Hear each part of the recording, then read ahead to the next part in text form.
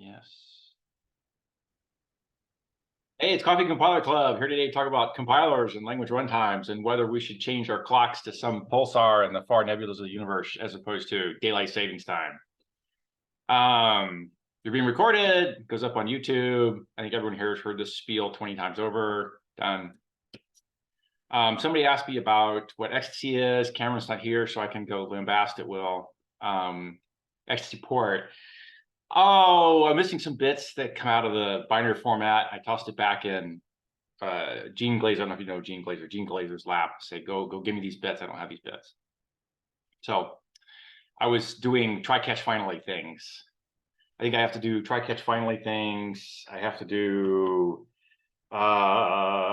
the lazy compilation thing where a compiled unit calls a not compiled one, and I intercept at the class loader and jit the code and go again. That's missing. And there's like 2 or 3 other, I think, big things missing. And then I'm kind of like at a point where I would expect, containers and services. And then after that, I think I would expect to be able to run some interesting XTC code. Like right now, I'm doing things like count primes and number of permutations of a 8 queen chessboard or whatever, but it's not anything interesting. So it's getting there. It's 1 or 2 weeks, and I think I'm at a point where I might be able to start running things that look more exciting.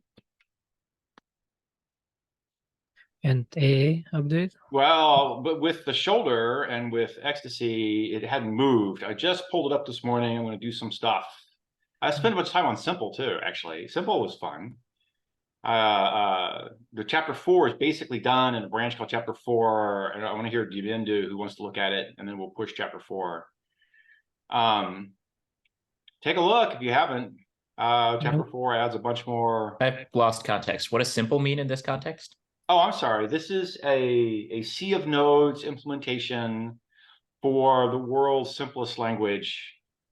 We parse directly from source text to sea of nodes SSA form, and people optimize it during parsing. Will it be called the Kraken book? Yes, exactly.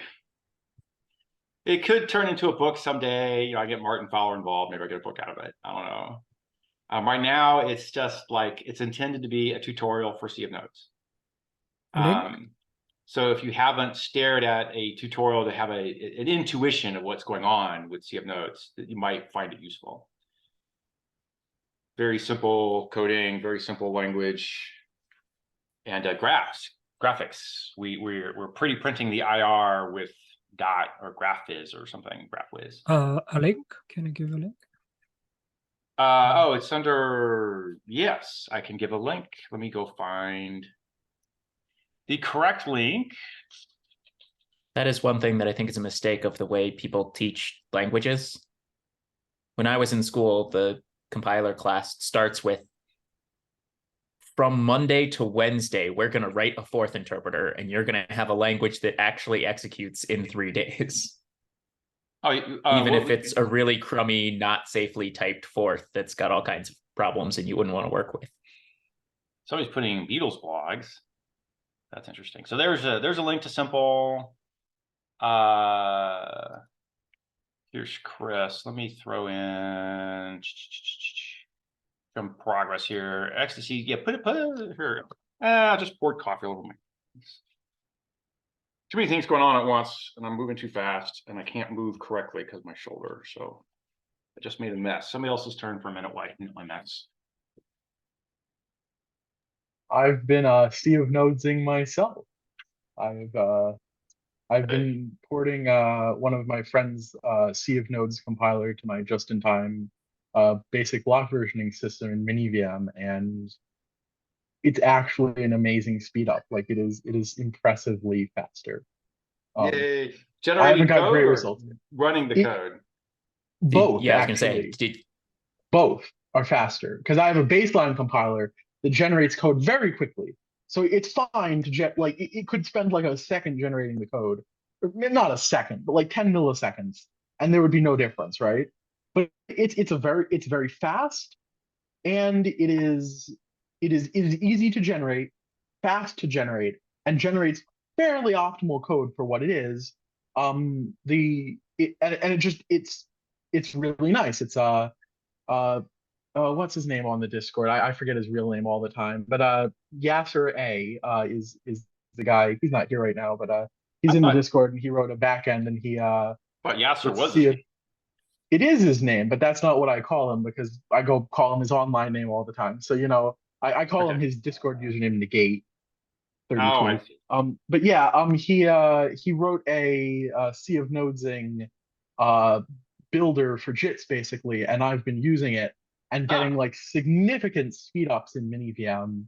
Like it is now beyond like MiniVM, for instance, is a language that's like trying to compete with LuaJIT, very Lua-like syntax.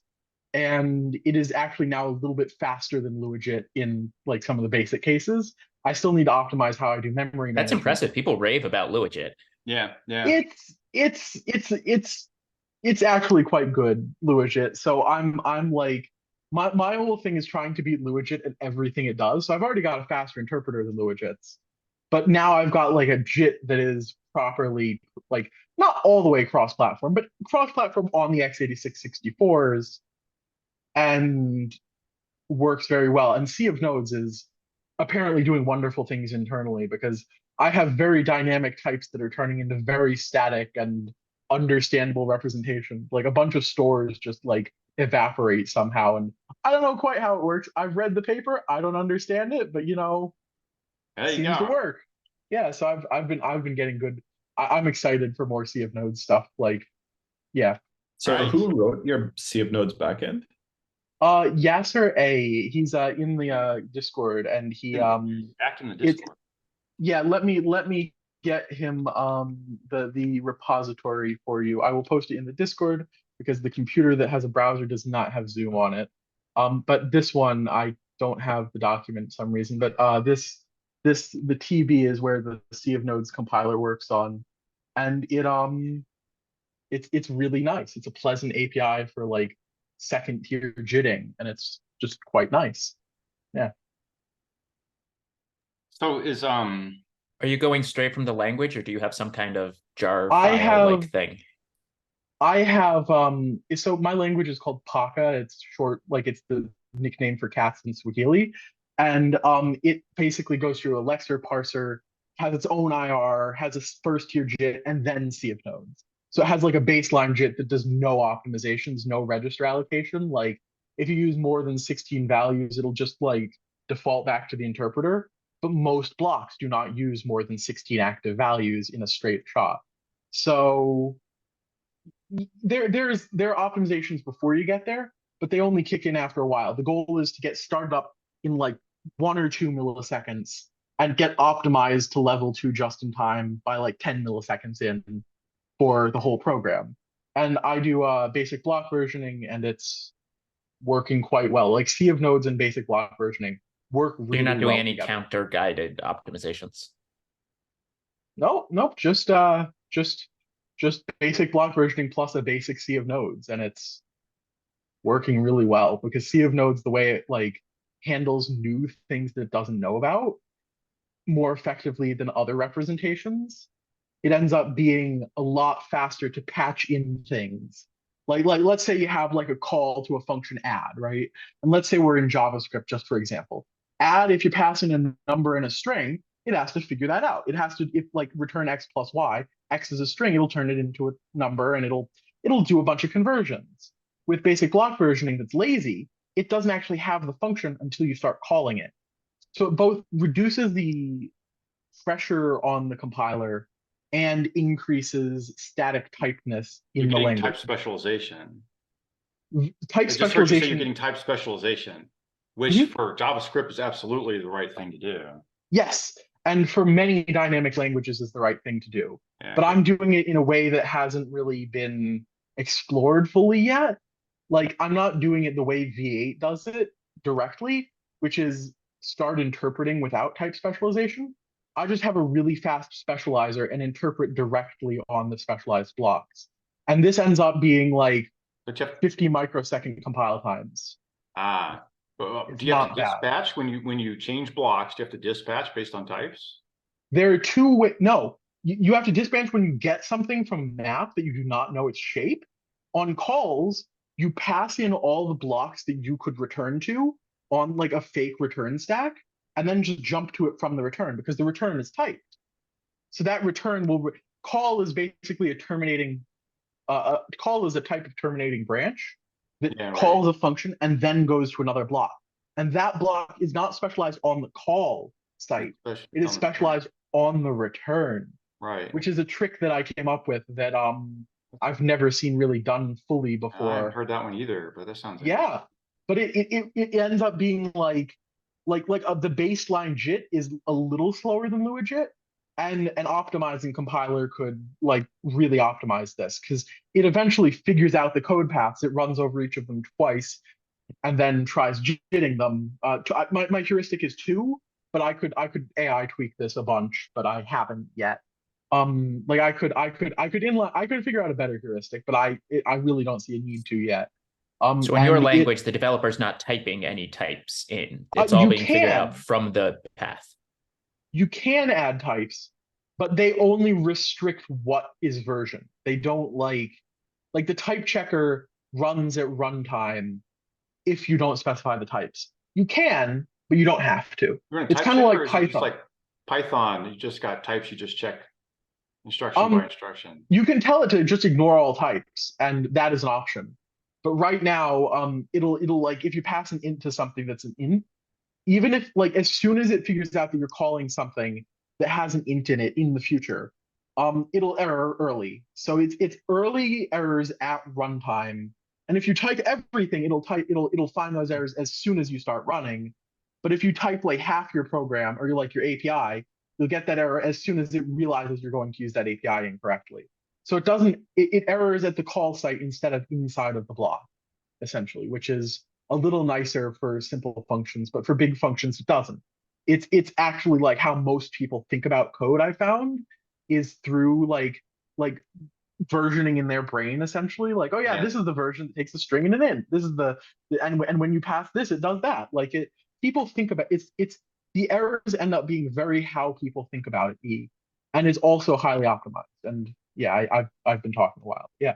Yeah, that's what I've been up to. Sounds exciting. So this project, is this called Polka? Does it have a website? Is this like a link? MINIVM on any search engine should come up with it. I have it blew up on Hacker News one day, and let me post it on Discord also. It's fastvm/minivm on GitHub, and I've been working in the Quick2 branch, CUIK2.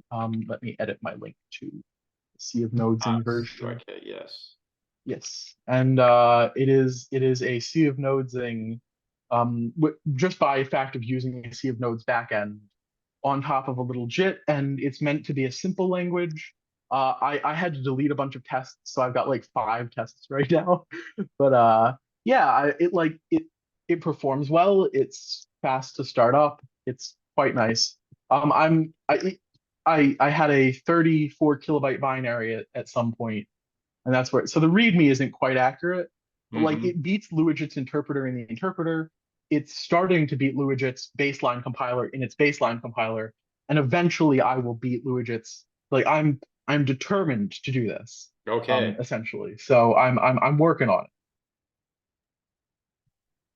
Yeah, that's one we've gone back and forth with, is the discussion of you can do the kinds of things you do with ahead of time compiles when you don't have any profile guided optimization. Yeah. So there's something to be said for why do you have an interpreter at all? Why not come up and do the C style compiles right away, with the only difference being you put in a bunch of counters so that you can do the profile guided the second time. Like maybe the only difference between If you're running the traditional GCC style behavior is put in some counters. Without a ahead of time compiler, like you're taking source and running it like JavaScript does, the fastest way to get anything started is to interpret. Everything else. Yeah, you can compile on a second thread, and then as soon as that compiler is done, atomic swap the pointer to the next block with the compiled pointer, and it'll just start jumping to the compiled code. Right. That's basically my technique, and I haven't got the threading working yet. I have this C11 threads directory, which I sorely don't use enough. But I do like check that it's thread safe. I just haven't like started threading it because apparently cross-platform threads are just a nightmare, and I'm trying to get it working on Mac OS and Windows as opposed to There you just Linux go. and FreeBSD. Welcome to the Yeah. land of hotspot and threading from 20 years ago when no one knew shit about threading. I like Hotspot's code base. You look at everything, it's just all initial commit. It's all initial commit. Yeah. Have you gotten started on threading on Windows? I've stolen from Quick an MSVC C threads implementation, but not really. I could, but I haven't got it all plumbed out yet. Like I've got like the baseline in, but I haven't really plumbed it through the whole system yet. So Last time I looked at Windows, I can kind of figure out how to make calls like DLL or linked calls in my code to like Windows dynamic link libraries. But for Mac, you have to use libc for certain things. And I just found like all three platforms are so different and it's a pain in the butt. well, Mac and There's no Linux, static on Mac. from what I'm doing, Mac and Linux handle it the same way. Like from my perspective, for what I'm doing, they handle it exactly the same. It's Windows that does it differently. And Mac has some idiosyncrasy, some differences. But like they're not as big as Windows. It still has like pthreads. Windows is just like, what's a pthread? And it's yeah. Because I implemented my own memory manager, and there's no map or memory remap on Mac. Huh? So do you memory mean? remap. Yeah, so I couldn't Okay. implement it, and I had to use libc realoc, and I wanted to write my own, and I just couldn't. So I was pretty annoyed about that. You didn't write some kind of slab allocator that just grabs large chunks of memory from the OS and goes from there? Well, what happens when you have like a 1 GB file and you append to it? Like you kind of want a remap. I'm sorry. I would have said it, but 1 GB file. I'm gonna let the OS You can decide just if it needs to cache or mmap. not. You can just mmap after the file, and like it works. That works on Mac OS. Map fixed. You can pass the map fixed flag in. You can just unmap the part you don't need if you're shrinking. Like Mac OS supports the things you would expect it to. It doesn't need remap because like it doesn't really need it. Does that mean you Well- can implement remap using the existing calls? Yes, you can. Absolutely. If you don't know which buffer is going to be giant, then you don't have the address space to malloc or to map up next to it. You have Don't to make giant buffers. Yeah, like we have 64 bits nowadays. You can just put a giant buffer there, and if you don't use it, no one else will. Especially on macOS where the memory is segmented because it's ARM nowadays. Like it's extra segmented. There's some Like, I funny can stories coming out of the Chrome team because they do all kinds of tricks where they're like, we're going to allocate 1 MB buffer in a 2 GB address space. And they had to change the way the system monitors on Mac reported allocated space because they had been allocating the amount of address space you asked for, not the amount of memory you asked for. They were giving these reports that was like, Google Chrome is currently using 17 terabytes of memory on your 32 gigabyte I've memory machine. seen that one. That's funny. Okay, yeah. Apple had to actually redo their entire infrastructure for calculating how much memory you were using to get Chrome to report that it was using less memory than like 100 times the amount of memory on the machine. Actually, macOS does have, as I remember, it does have some mremap like call in they have this Mac API, MACH. I don't know how to pronounce it, but they have a like basically some internal APIs, and in there you can actually there are functions and tags, and they are actually called remap.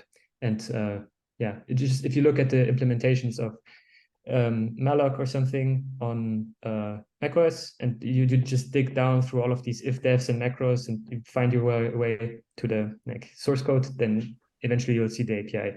So yeah. I It's kind of basically an wish. I implementation always detail. pronounce that MACH mock, and now I'm doubting Yeah, myself. Mac. Okay, all right. Yeah, I'm insecure about that. I kind of wish that I could only support Linux because all the servers are on Linux, so it's just one platform and one thing to deal with. But everyone's telling me I have to support Mac and Windows. I mean, I you don't want need I want to. your memory management. It thing. doesn't I- seem to be just Mac. It's Mac, FreeBSD, Windows, Minix, Solaris. Like nobody else No. supports this. No. Nobody else supports this. Say, This memory who's map. using Solaris? I these mean, days? Luajit supports a lot if that's your target. Like if no, I mean like memremap is just a Linux thing. It's not like a standard thing. It's like why can't I use the Linux API on macOS? Like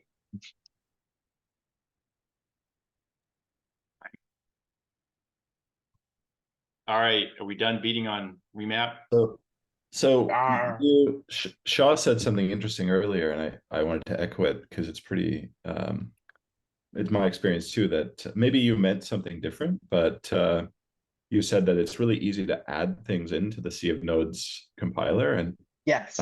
I found that as well. So like recently, I had to make a change to mine to support export functions. Now, the way that I had structured my graph was that I compiled the whole program, and I had a start and a halt, and the halt was actually a halt instruction, and the start was actually the start of program. So like sort of instruction 0 or wherever you're Embedded system. So yeah. embedded system, yeah. So there's no like sort of call into it, and but then I basically decided that I needed to support linking with an LLVM generated program. So that meant supporting their calling convention and also supporting like functions that don't actually go to a halt and actually have function returns and all this stuff, which I had functions internally, but they were all sort of wired into this whole program in this sort of funny way that I came up with. This whole change took me 3 days. It was very fast. It was like coming up with just a slightly new version of my start node that was my export node, and an export return, and then sort of generating projections out of that and tying those into call arguments and making sure that my arguments. I had this whole thing set up that if you had constant arguments coming into a function, it would detect that and it would remove that argument from all the function calls. And I had to get rid of that for exports. And anyway, it seemed like this daunting task, and I put it off for like over a month. And then I finally got into it like 3 days and done. Super easy, and virtually no changes to the system, and all my tests stayed green. Excellent. That I mean that also. What I meant is that you can patch the Sea of Nodes graph fairly easily. Like without adding a new type of node, you can just say, actually, you don't go here, you go over there. And that works fairly well most of the time. Hello, what is specific about Sea of Nodes here? Because what I hear is just, well, if you have a convenient like representation and convenient APIs for your IR, it's easy to make extensions. Like, what makes Sea of Nodes important here? Well, I don't have enough have experience with other IRs, so I couldn't say, but at least what I can say is nothing about other IRs, but I can say that the Sea of Nodes one gives me a lot of flexibility and ability to refactor and restructure and add things that I hadn't planned. I have certainly used traditional compiler IRs, which I suspect look a fair amount like what LLVM does. And the couple things going on here are that the def use edge thing is all the dependencies. There are no others. There's no hidden background ones. There's no implied state. So if you change something, you actually made the correct change. You didn't have to find little fingers of its implementation elsewhere. Also, the amount of stuff in a node is highly restricted, is very small. And that means that nodes have they do one thing. They're very simple, they're very obvious, they do one thing. And that's part of what makes it easy to mutate and change. You need some way to edit the graph, and generally some way to inspect and decide that it's time to edit the graph, and then you're done. There's no extra pieces. There's no alias information off to the side. There's no call typing things off to the side. There's no, I don't know, there's no off to the side things. They're all right there on the node. I was under the impression the trickiest part was looking at the graph to figure out what border of a set of nodes matches the pattern that is your rule. No, for like 99% of the peoples I do, that's really simple. So if you go look at the simple thing and stare at the people rules, they're like 2-3 lines of code for search the graph and also make the change. It's really tight. So like something stupid, I want to do a bunch of canonicalization addressing expressions. I would have constants to the right on an add or a multiply. There's just like, I'm in an add node already. I took a virtual call to get there. The base node's an add. If the left is a constant and the right's not a constant, then swap, and that's done. So that's 2 lines. And then there's, if it's an add of a constant, I'm going to flip it around, or a constant plus an add of a constant or whatever, I'm going to do a rotate. Then there's like check the 3 things that are the guy on the left, the guy on the right, and the guy on the right's right. And then write a rotate, which says return new add of the rotated pieces, and you're done. And it's all 2. So rather than have a rule that's like, here's some arithmetic, go find all the constant parts about the arithmetic, right now merge those all together. Yes. It's a whole bunch of peepholes that are like, here's a bunch of rules for that mean that the addressing, arithmetic all shifts to the left and shifts to the top, and now I end up with all the constants at the top, so I can fold them all and the variables just hang. So from a high level, but it's a bunch of rules, not one. It's a bunch of rules, right? But from a high level, you're looking to have a set of rules that are all each individually simple. They all do some sort of canonicalization that monotonically drive some situation. Because they're monotonic, you don't get into cycles where you reapply a do and an undo people. And then you decide what the situation you want to end up with is. And usually for addressing math, I'm looking for sum of products and all the constants on the right. And then the constants all fold, and I get something that looks like an addressing mode on an x86, and I'm all done. And for that, there's like a, an add of the constant on the left and not on the right, rotates. And then there's a rotate with a 3 thing that you have to do like 2 patterns of that. There may be one other pattern, and you're done. And the rule there is always, after this people, the constants are more to the right. You're headed for a left spline build of sum of products forms where the constants all go to the right-hand side, and then they fold because they're on the right. So that's that set of rules. There are rules that'll say something like, I have an if, it has a constant input. I'm just going to fold to a true or false on the one side or the other. That's another sort of one-liner rule that says, this is how I collapse dead ifs. The other pieces that say like, it went dead, it's unused, it goes away, that's not part of the peepholes that you write. There's the peephole driver, which covers the things that cover everybody, independent nodes, so value numbering, dead code elimination, and type flows with constants. This is all done for everybody all the time. But peepholes themselves, they're generally a couple lines of code. And I don't have anything big here. That C2 got really big with them because C2 was, 20 years of expansion. Let me pull up, I probably should share here. That's probably the ones who have in simple is less than C2. One of the things that I did was I went through at least the arithmetic rules in C2, and I just ported them one by one, and it was quite easy. Most of them were 1 or 2 lines of code. After as I ported them, they were kind of a bit more complex in C2, but they broke out into nice simple rules. And then I basically was like, okay, now I've got at least simple arithmetic optimization at production's sort of level here. It's gonna work. Nice. Yes. One day of work to do that. Is that readable? It's maybe a bit Kinda. Okay, Kinda. let me. I hear the. What are we doing here? How about now? No, yeah. Yeah, right. Much now better. My window's too big. I can't find my scroll bars. That's probably a little better. Okay, so this one with the swap got nasty. I need to have a swap format because I have an issue with dead code things in the middle. Okay, here we go. Add of 0. The right-hand side is a constant. It's an integer. It's a value of 0. Return the left-hand side. This is the simple project? This is the simple project, yeah. So this is, see right across the bottom there, users Cliffsy desktop, simple, chapter 4, source main Java, CF nodes, the nodes right. And then, we've been adding as we go. So here's one of the rotates that says x plus con nested this way, rotate to x plus con. And so there's a test, you got a con on the right, and the left-hand side's an add, and the left-hand side's right-hand side is also a constant. Then make a new add, where's the left-hand side's, piece, and the right-hand side is now of this piece and that piece. And I call people on the in-between nodes because I need to call people every time I can make a new node. And the idealized call will call people and what gets returned. So the outer add gets people by calling idealized, and the inner one calls people directly.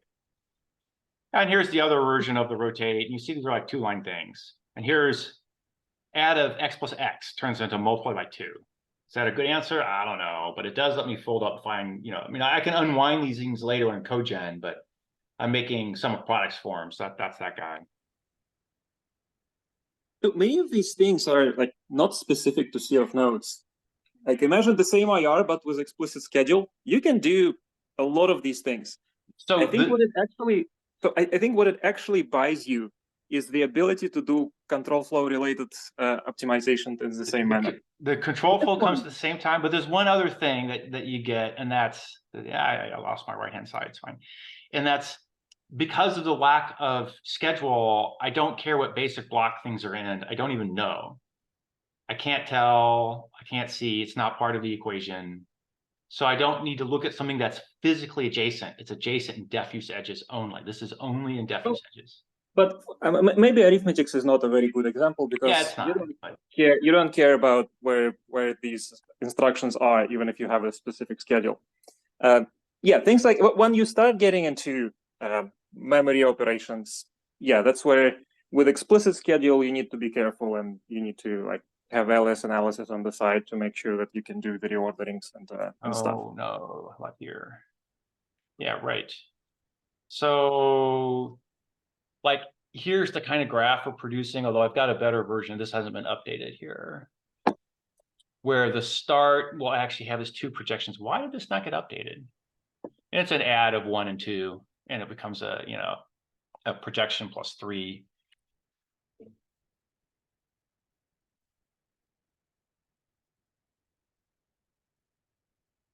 An add of 3. And we have a better stylistic graphing now for start with projections. We don't have any control flow. That is chapter 5. So what's really going on here is we're building up the set of optimizations. Oh yeah, there we go. Fine. Let me go back to node here. Is there a way to programmatically generate SVGs that look similar to that? That's what we're doing, yes. Okay, I gotta look into that because every time I tried it, it looks ugly. So here, I'm using .viz, and so here is generate.output, and it does, string builder, diagraph, chapter 4, put the source out, ranked,er, blah blah blah, put all the nodes, put all the scopes, put the edges and edges and edges, and done, and hand it off to Dot, and Dot does this thing. Did you guys look at that D2 tool? Debian went in for GraphViz because it was easy enough, and so we during my normal workflow, I actually cut and paste things from IntelliJ into an online GraphViz tool, and I get the update pretty quick.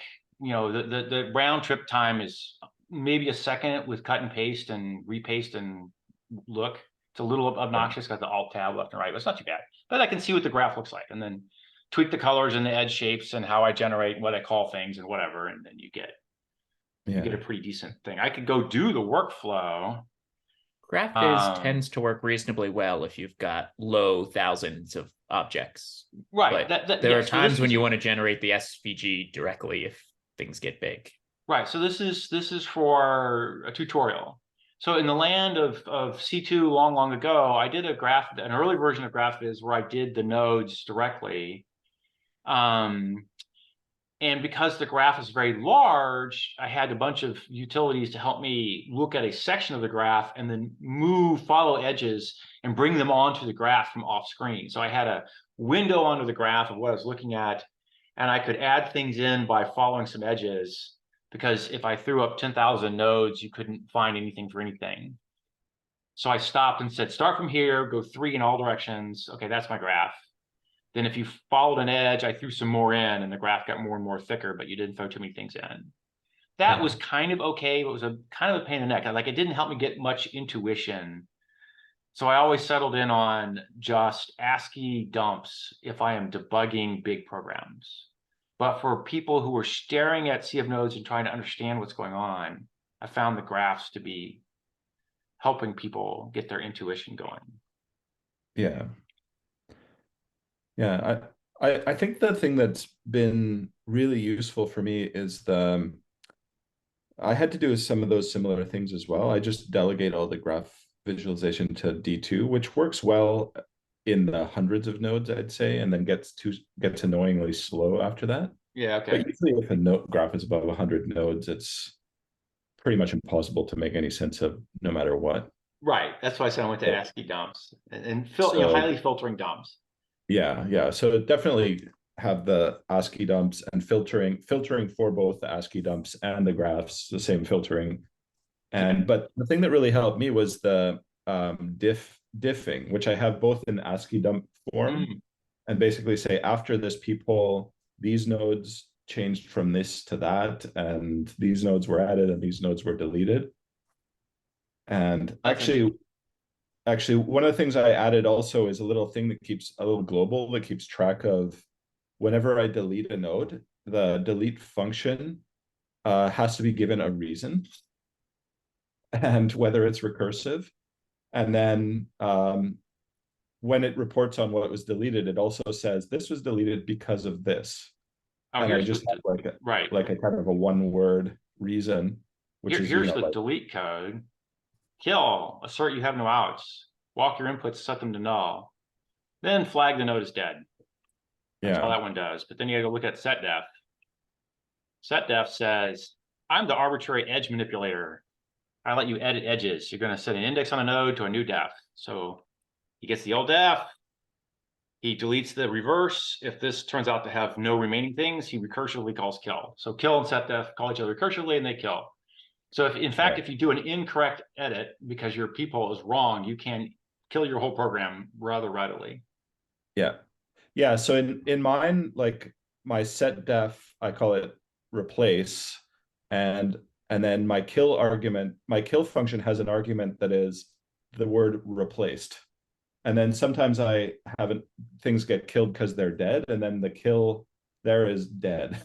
And if I'm killing recursively, then I keep track of the chain and I say, this was killed because it was dead and it was recursive, and this is the thing that was killed before it. Right. Okay, sure. Usually when I see that kind of breaking, I set a breakpoint and kill. Hey, if you ever kill this node, it shouldn't be dead. I just stop in the breakpoint. Like, wait, why did you die? And I'm going from there. So you're keeping a history of what killed. Yeah. So I normally never breakpoint. I always let things run, and then but I have the ability to sort of go to any point in time and then check out what's going on there. Oh, this is the closure thing. So you can roll backwards sort of and see what happened to the graph when it choked. Yeah, exactly. So I can say run X number of steps and stop, which is useful if I go into an infinite loop, but that doesn't happen very often, actually. I do the run X number of times and stop all the time with AA. That's a common debugging strategy. And sometimes I have to binary search, but usually I have a crash because the graph broke because something happened really recently, and I go back to my loop counter for the number of times I've applied at things, and I roll backwards a few steps, and then I rerun and hit the count and walk at 1 or 2 steps, and oh yeah, here's where it broke. Fine. Yeah. So I was showing off setDef, and I was going to show off peephole. This is the top level peephole driver, which is computer type. This is just the straight up normal typing things you think of for ints and what pointers or structs are you going to come up with. If you get a constant and you're not already a constant, then become a constant. Call it idealize. That's the general purpose. Every node has a set of things he does. If that did something, then people will think it came back and dead code the this, but it got replaced by whatever you did. Yeah. And that's Is sort of this- the easy top level driver for these things. Yeah. So I then, see the comment about GVN goes here, value Yeah. numbering goes. I mean, Yeah, but it's then coming. is that more or less it for your people driver, Yeah. or do you expect it to become more complex? So AA1 has the work list version. The work list version I'll have to have eventually, and it's a little more complicated because it goes both directions. This one is literally, if I made a change, it is always sufficient to recursively people the change. Because it's the parser and the thing that you're peopling is generally freshly made by the parsers. It has no users. Because it has no users, there's no need to track the output edges because there are none.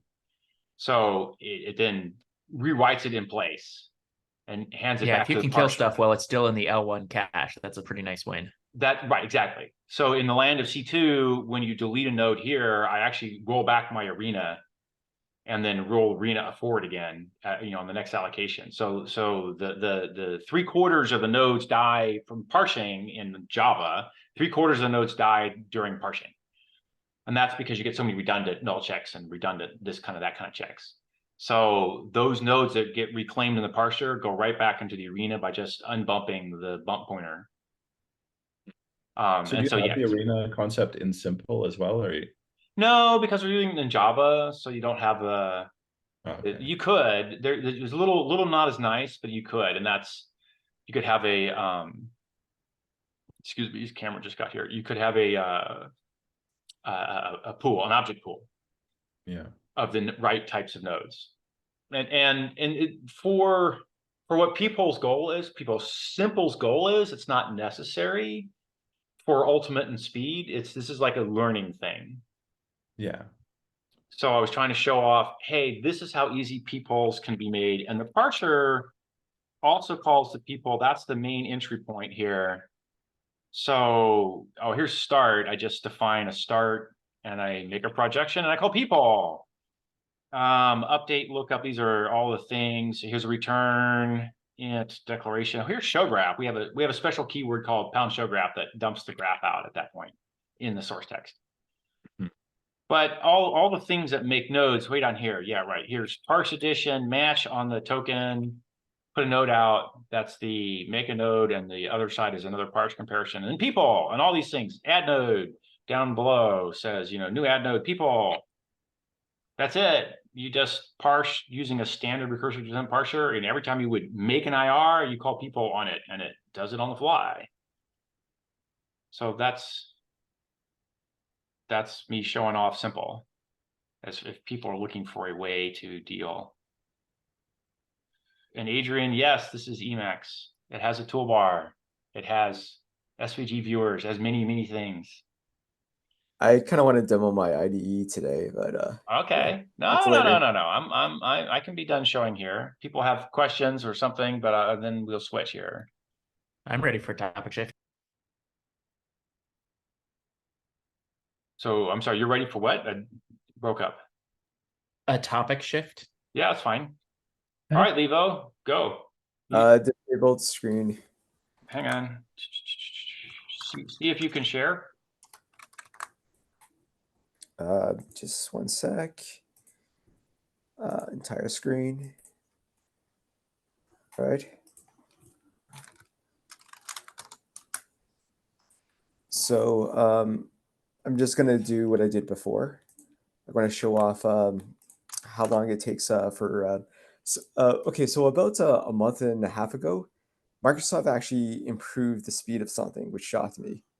So they do that. It's okay. So this is I forget how big this is. It's temp. Okay, B. So I forget how to do this human readable.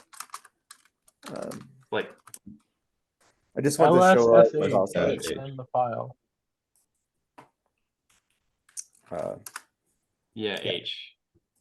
So anyways, this is a 710 megabytes file. Yeah. It has, I think this is 15 million. Yeah. So anyway, if I scroll up and down really fast, it's actually renders pretty fast. The CPU is kind of high. And then they actually fixed this. This is what gave me issues before. If I type and I had spaces or move it around the cursor, it would just stop working for like many seconds. So that's actually fixed. So I'm happy about that. But I already started with my IDE. It was and only using my IDE 4 is for cores to do debugging. it. Pardon? It was only using 4 cores to do that. Look, your CPU, 354. Yeah, I saw that. The guy only has 4 cores. What kind of cores are these? Yeah, so anyway, I'm just gonna do the same in my code now. Just gonna close this. All right. So cancel. Let me just change the filter so it's mine. So you can see the CPU, and I'm just gonna do the same. It's only 2%. You can type now. Put spaces I got in. Gotta put spaces in. okay, spaces. Yeah, there you Undo. go. Yeah, 0.6. Uh, Yeah, that makes sense. sometimes, Exception. What? Undo, I recently broke and I never like tested it. So Live demos. That's the issue. yeah, I think at the very beginning and very end, it's easy. It doesn't crash. And my test only Have you covered implemented the beginning. save? No, because I'm still refactoring. But I was planning to do that like today or tomorrow. So So I was gonna say, showing text, editing text, you get save, and you're there. yeah. You got cursor matching? Is that what's going on here? Or that's the Yeah, I idea. mean, as long as you can integrate it with a Rust compiler, I think people will like it. I'm sure some people will like that. So At this speed, the CCC IDE is not that far off. There you go. yeah. So the biggest pain of this IDE had nothing to do with the graphics.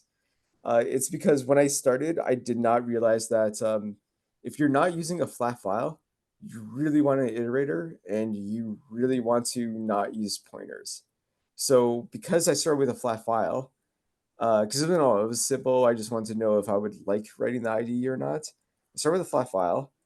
I converted it to a complex structure, and I had pointers laying around, so I just kept the pointers. And then I had an insert buffer, so there was a lot of if statements just to like iterate. So when I wrote the iterator, it's just like everything was just like crumbling down. I'm like, this is just junk. I just need one way to do this, and just using the iterator. I had to rewrite my code twice because I went from text to my data structure, and then I had to do data structure to iterator because I had no idea that how much a pain in the butt it would be. So You're telling me that iterators are useful at hiding complex things. Definitely. Yes. But I had no idea how big of a pain in the butt this would be. And that was actually harder than everything I did so far. Just having an iterator, and it affected so much of my code that was just so annoying. It was like 1,000 lines I had to change. So yeah, it's quite a bit. Mm-hmm. Yeah. But debugging is easy. Writing an iterator or knowing to write the iterator at the starts wasn't now so you know obvious. the right one. Yeah. There you go. Yeah. Long back in the day, I was doing the iterators for non-blocking hash map, and that was also fun and exciting and felt really good when it was done. But that was a tricky bastard. My last hash map, I didn't do an iterator. I just I think I called a function and it would just print everything out for me. But yeah, I didn't think of to do an iterator for a hash map either. That's one of the funny things about Unicode. It was very much designed under the assumption that you were seeking back and forth in a Unicode string. Really? Not that you just sort of jump to the middle. Right. Yes, I saw those to go back. Well, there's no good way to jump to the middle. I don't know. I think Unicode's like... You can jump to the middle if you don't care what index number you're at. Yeah, right. You can also jump to the middle if you don't care what middle means. Yeah, that's index number. It doesn't know what mid. You can jump to the middle if you're UTF-32. You can jump to the middle if you're UTF-8. I guess.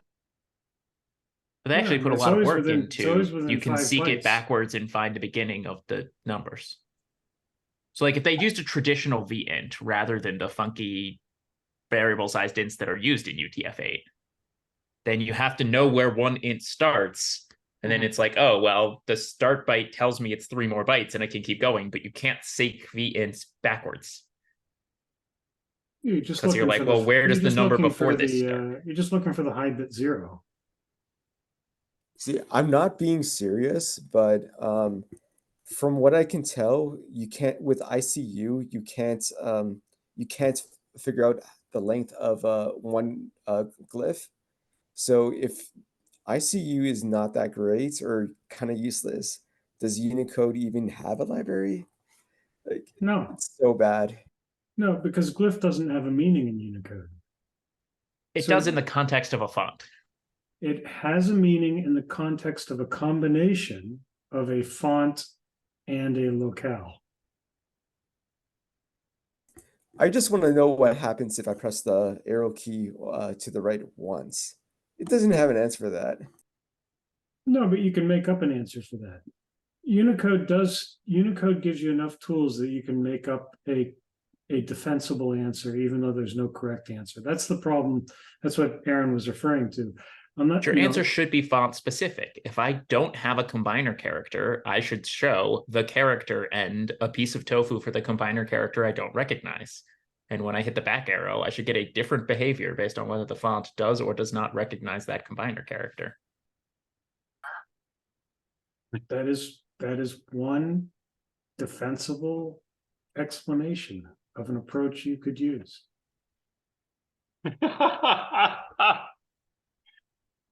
Oh, No, what I'm saying is there's no answer to that question.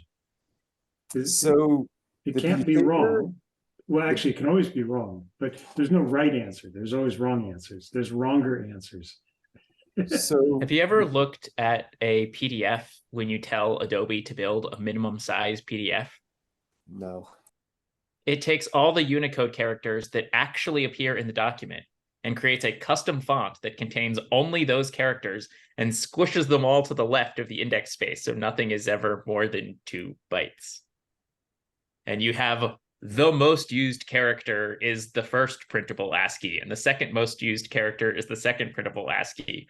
And then it builds a font that matches that. And God help you if you like selected part of that document, hit Control-C. But I wouldn't call that Unicode.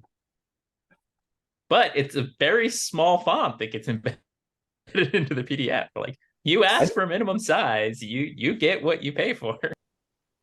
I find it funny that's the solution to Unicode is, I mean, the behavior of the program is dependent on what font is loaded. That sounds really scary. But that's less Unicode and more Adobe. Well, I mean, what Aaron said right before the Adobe thing also applies to that. Applies to Well, both. really just arguably takes how no, much because the Unicode XML tables actually tell you that something is a combinable or not. So the challenge is,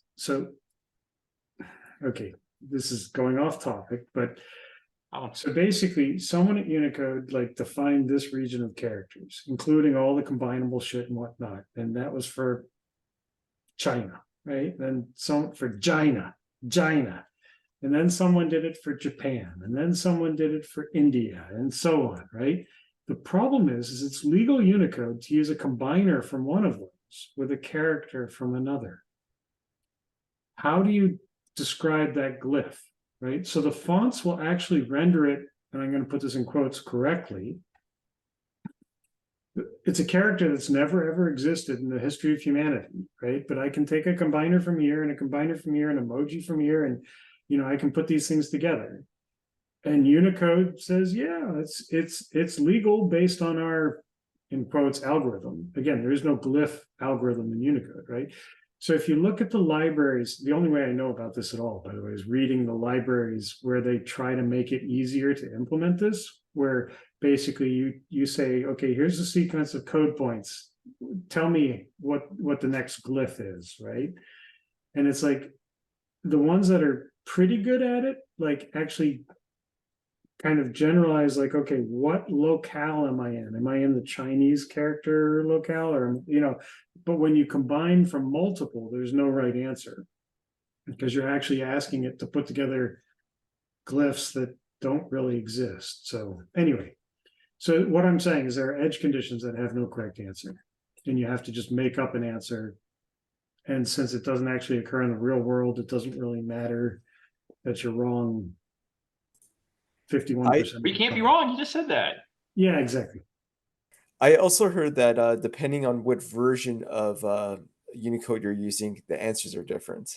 Yes, that is correct, because they introduce new defined combinations in new versions of Unicode. So if you haven't updated your to the latest 130 megabyte XML file that describes the predefined ones, yeah. Yeah. What? So we could You're making in XTC we compress the 130 megabyte XML down to 30 kilobytes. So Not using compression per se, but just like stripping the XML crap out. just pulling out the bits of information that we want. Extracting the information out of it. Yeah, yeah. So answering, you know, is this a number? What's its numeric value? Is this uppercase? Is this 1001 lowercase? Is this a compression. letter? You know, all that shit. Yeah. Who did Unicode in XTC? Me. Yeah, okay. The other fun after all part the explanation, did you really have to ask that? I can't believe you're not like frowning right now. Oh, it was. So there's it some was interesting fun. fights as to what you should do. So for example, there's the Hebrew letter Aleph that has the script version and the print version. But Hebrew doesn't have uppercase and lowercase, so people tend to just like call all the print versions uppercase and all the script versions lowercase, because then you can use two lower and two upper in useful ways. But there's a distinct Aleph that's the capital Hebrew letter Aleph, and the mathematical symbol Aleph, because people use Aleph not an Aleph 1 and whatnot for infinity math. So if I call lower on mathematical Aleph, should it give me back mathematical Aleph, or should it give me back the script version of the Hebrew character Aleph? Oh. Because in that case, if you call upper of lower of mathematical Aleph, you won't get the same answer, because it'll turn into script when it turns down, but then it's going to turn into the regular Aleph when it comes back. So do you need the uppercase of the lowercase of a character to go back to the same character or not? In that 128 or 130 megabyte XML that I was talking about, it actually does define that this character is a letter. It is an uppercase. It does not have a lowercase variant, or this one does have a lowercase variant, and its code point is blah, blah, blah. So that's actually the one part of Unicode that, again, it's not a right or wrong question. It's more that it's at least predefined. So it still bugs me that the uppercasing of the lowercasing of a Unicode character is not necessarily the same character. Yeah, the spec dictates that it's not a bijection. Call upper to lower to upper is not a bijection. Okay. So there, and the other thing Aaron was talking about is that the same character can appear in different parts of the code point domain. So because you could have the same character appear in the Greek alphabet and in the mathematical symbols portion, for example. And so it looks the same, but it's not the same, because in one case it's a letter, in another, you know, it's like.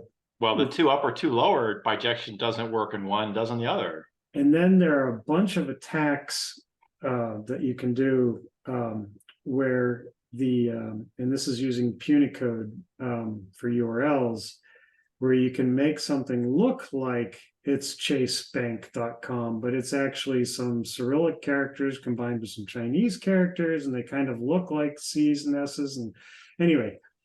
And it's replaced, it's properly, it's in the URL, it will be encoded. It wouldn't be in the Cyrillic. Right. There used to be a whole In the site URL, you explaining see that punny at code, but- aprole.com. Hang on, Chris, what were you trying to say? I just said that is what punny code does. It encodes the Unicode characters for the URLs. And by the way, that spec, I mean, this is the thing about HTTP in general, is like, there is no spec. It's like 400,000 different tiny specs glued together. And each one of them is slightly to ridiculously different from every other one. So like the way you encode cookies, it's like, okay, like just everything, headers, every header. I'm with every Adrian on the chat there. header. Yes, exactly. Like every header gets encoded by its own spec. Yeah. A long time ago, and well, not that far away. You used to be able to register 1-character Unicode domains. I have one. a 1-character Unicode domain. Nice. Yeah, but it's unusable because well, it's kind of hard to type, but you can link to it, and that's fine. But I wanted to use it for email, and email just doesn't do it. Like if you send an email with a Unicode character, it like just screws up. Yes. Like Have you tried the punny code encoding? To be honest, I don't even know if the email spec is updated to support punny code, or if send mail or anything would be able to understand that. The last time I tried it was like 7-8 years ago, and it didn't work then. Maybe it works now, but somehow I doubt it. I mean, the thing is, you can't have a single Unicode domain name because it will be encoded in punny code, so it will never be a single character. That's right, yeah. But anyway, it seems like the ambiguity of having 2 representations is just too much for the email system. So I thought a lot of those headers were already, I want to say, they ignored case. So first step, map to lowercase. Second step, ignore the mapping to uppercase, and whatever happened to you when you got mapped to lowercase, and you since it's not a bijection, you got crushed. You lost something. Fine. The Unicode thing is just weird, though. If you've ever implemented it, it's one of the weirdest. Like, it tied my brain in knots. Just Like looking your at the encoded image is string blurred. is- Your image is blurred, Cameron. Like your your photo. image. No, I'm drunk. Okay. Yeah, we see Your that. camera's drunk. The camera is has- seeing the inner drunk you. The camera has been drinking, not me. Okay. Tom Waits. Sorry. The cameraman has been drinking. Fine. What else? Okay, let's move to compilers somehow. Unicode Well, compilers. Yesterday or a few days ago, I gave Cliff a Godbolt's link, and I was asking, did you want to talk about that, Cliff? The TZ count? Yeah, you can't do like TZ count. No, yeah, so why bad. is it difficult? Have the link up if you guys want it. So it's I mean, Levo is trying to get a particular hardware instruction out, which is count bits. And I thought it would be easy. Sorry? I thought it would be easy to do. This is like pop count. Yeah, like pop count. It's totally easy to do with the following caveat. There's a million ways to do it. Easy to do means I wrote a pattern match for exactly this pattern, and I know it makes pop count, so I omitted the pop count. But if you wrote pop count in one of the billion ways you can write pop count, I'm not going to recognize every possible pop count variation, so you don't get pop count. So in the land of passing carry from the one from the two for big integer math, passing the carry flag along, there's a well-known idiom that I implemented in C2, but it's tiny. There's only one way to do it. It's easy to make it so that people can write pure Java code and carry propagate in big integer math calculations. It's a fairly straightforward thing, even in the JDK. Well, as of some years ago in the JDK, there was a comment that said something like, this is pattern matched by C2 to be pop count. So you get an add with carry instruction in the hardware level, fine. But things get more complicated than carry flag. They generally, I wrote a pattern match for several things, including, I want to say pop count, I don't remember. to get these hardware ops in, and I just told the JDK writer, write it this way. And they're like, but I want to do it. And I'm like, I'm going to pattern match this pattern because it's easy. You can write it any way you like. If you want a pop count app, you'll write it this way. And, you know, and life moved on. So I don't know if But that's if you hide that in a library, and I just call pop count, and pop count is a function that matches a pattern exactly, and the whole thing gets inlined and pattern matched and fine. I'm saying Java, you know, integer dot pop count. I don't know how they implement it these days. At some point in the past, there was a version that said, I wrote the following pattern. C2 just picked up exactly this pattern and said pop count. So it was legal Java and also compiled to pop count ops. Is that meaningfully different than just writing an intrinsic? You didn't have to hack. Yes. No and yes. It means that there is source code you can read to define the semantics. And you can recognize pop count. Otherwise, it's a magic intrinsic that says, what the hell does this intrinsic do? Yeah, it puts out a pop count op. Okay, fine. And then pop count's defined by the semantics of the x86 pop count op, which may be a little different than, say, PowerPC pop count op. I don't know. Like we had the discussion in Discord about what's the semantics of shift right. Somebody links to this, you know, Matt links to this thing, and it's like, yes. So if you go to an architecture you don't understand, you just get an implementation of the same behavior. Yeah, right. So I'm not exactly opposed to using intrinsics, like I use them all the time, but I thought in my compiler explorer link that it's so basic that every compiler would just do it.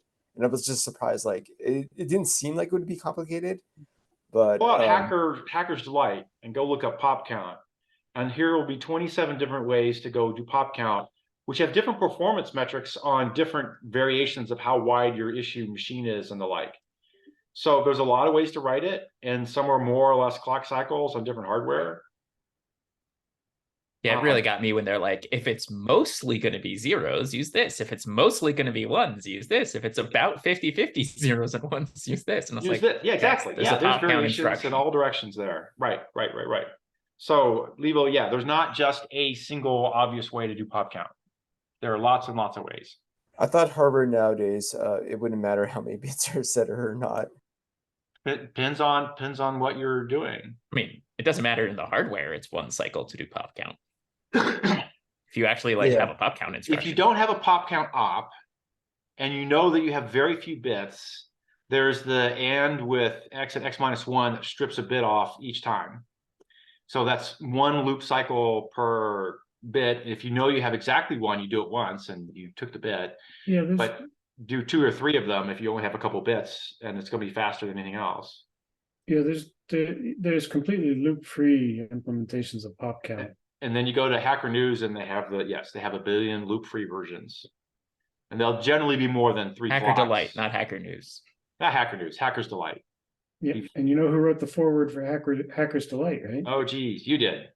If you're trying to see whether the pop count. Oh yeah. Okay, fine. Yeah. If you're trying to see whether the pop count is 0 or 1, that's just is the number 0 or not. Yes. Yeah. But no, pop counts. And you can do that in one cycle. Right. You could do it in one cycle. I'd probably do it in half a cycle. That one goes. But most CPUs now have an instruction for it, and it's a single clock cycle instruction. So. Yeah. I want to say the Azul TXU had one. It was a fairly simple 3-address RISC. I think we did pop count. Yeah, I know that people want me to do memory safety, but after doing Glyphs' challenge and working on the IDE, I kind of feel like doing optimizations instead. Are you going to do that before or after the CPU? I don't know where the CPU came from. How do you do that with a straight face? One with it. I just can't. I've been practicing for decades, Cliff. What can I tell you? By the way, can I ask what the point of the Godbolt link was? Like, why didn't it get a TZ count? Why didn't it get a pop count op? I thought the implementation was so obvious that it should have got a T or chilling 0 and pop counts. Like I thought it was really obvious, but it apparently wasn't. So, Levo, are you going to use DDR5 or are you going to come up with your own memory bus? That's something I actually talked about. I mean, I actually mentioned I want hardware that's faster with RAM, but I still don't know where that CPU thing I think came you should from. try to get the CPU and the memory on the same silicon here. This is like a CPU and DRAM style silicon. M2 does that, I believe. Yeah, you could do HBM. I The don't know what i7s also pull something like that, The that when stacked. they're first booting up, they treat the L3 cache Oh, as yeah. if it was main memory. And it's Yeah. not until main memory acknowledges that it's actually come up Yes. that it lets things flush out of it. That- this- But you can actually, Zoolops there are did that places where too. you can stick an i7 in something and have no memory, and your computer will actually succeed in booting Linux and then tell you all of my memory is dead. And you're like, if all of your memory is dead, how did you paint this screen that says Yes, right. your memory sticks are not installed? So you're going to do the OS before the CPU, after, or at the same time? I think they should be combined. I think you have to think about them at the same time. Yeah, I don't know why people are volunteering me to do things. You have set Because it's yourself fun. up, sir, for this abuse. You can set yourself down from it anytime you want. I mean, Yeah, I all think you it's a have to good do way is to deliver structure a CPU. class that is teaching systems programming to be like, okay, we're going to write 3 programs this semester, an editor, a compiler, and an operating system. There you go. And they will all suck, but you will at least have created 3 of them.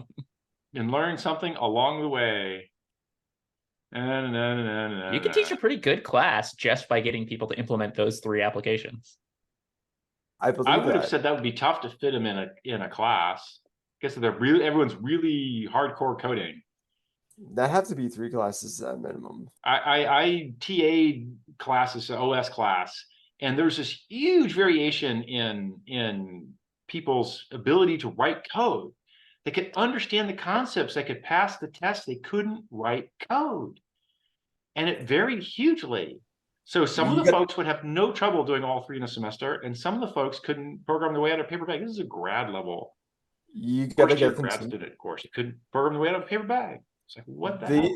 They need to write code in SSA form, like I do. Maybe I don't know. Do something.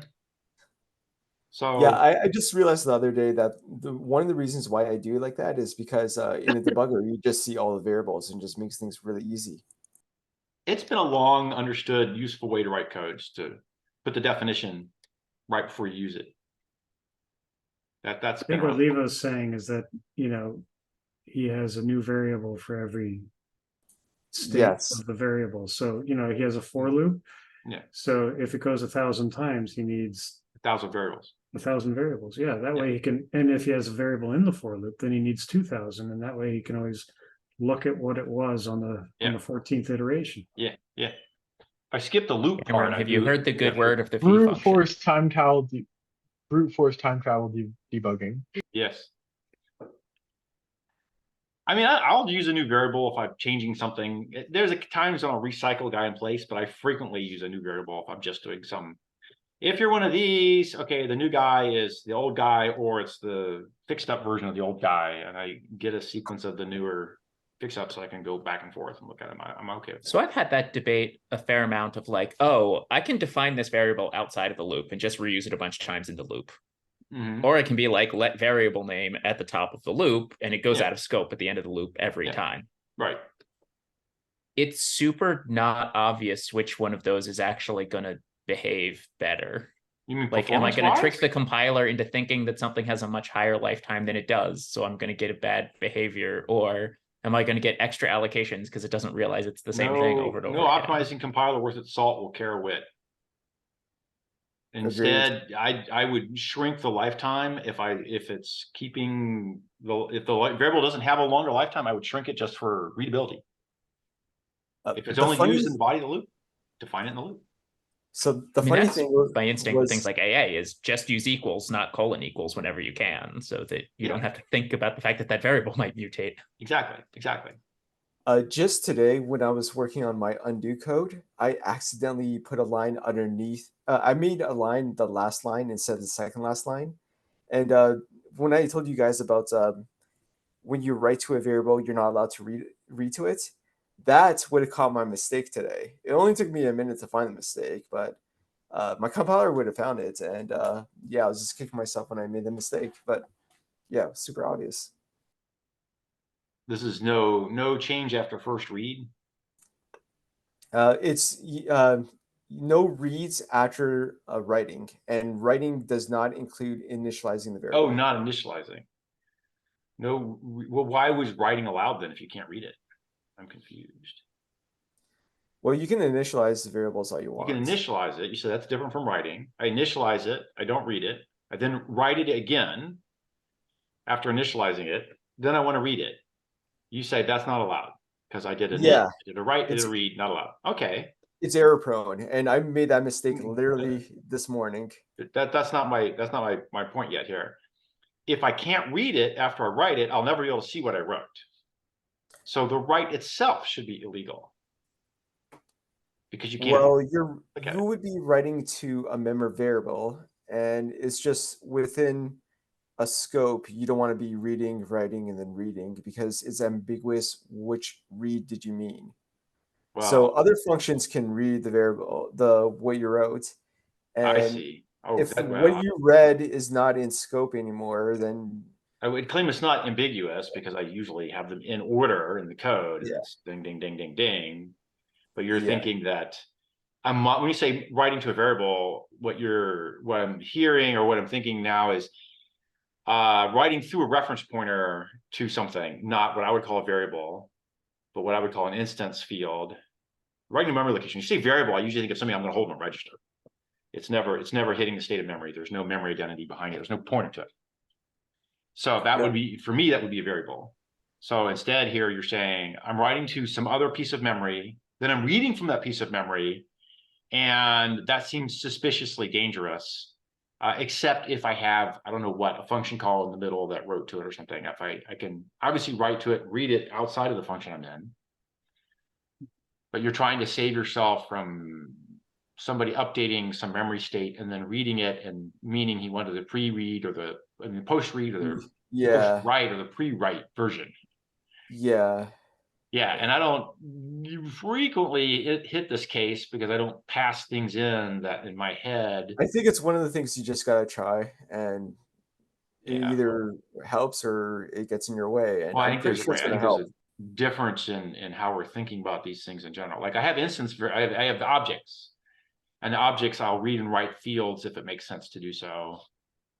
And I almost always want to read after write. Like I'm doing graph manipulations because it's AA or it's simple, and I'm doing people graph rewrites. You should always be allocating a new one. You should never be changing a value. Exactly. Unfortunately, that sucks for performance. So I'm not biting your bait. You're handing out the bait, and I'm not taking it. So I'm updating. I've written closure code. Yeah, exactly. Same problem. I'm hoping to be able to handle much larger programs that I imagine a closure will be able to handle reasonably fast because of the whole can't update in place. And if I update in place, I want the new version of the updated node. So I don't want to read after, I want to read after write to be totally legit. Modified the node, now I hand it off to the next version of things. And he says, I have a node. It's completely good in all ways, but I don't know anything about it, so I'm going to read. Well, that's obviously a read after a write. Rust whines at me in the other direction, where it says, in this function, you wrote to this variable, and the variable went out of scope before you ever read it. Why are you writing to a variable that you never read before it dies? Yes. Well, I get warnings from IntelliJ about that, but not an error. But I can imagine, you get an error. It's actually an error, not just a whine. Talking to Aaron, Aaron's sorting out his sound. You had a 10-second. Am I back? Yeah, you're back. You were back a while ago, but you did have 10 seconds of being gone. Yeah, I was saying Rust whines at you if you write things that die before you ever read them. Yeah, is it an error or is it a warning? I think it's a compiler option, whether that's an error or a warning. Okay. I get that. There's a pragma at the top that is like warn on dead variables or error on dead variables. Yeah, I get those from IntelliJ. So yeah, that would be local variables and non-member, I believe. Like local variables. It has to be able to prove the thing went out of scope before anyone read it. So that typically means that it's local. Yeah. In theory, if it could prove that globally, I guess it would whine at me also. Yeah.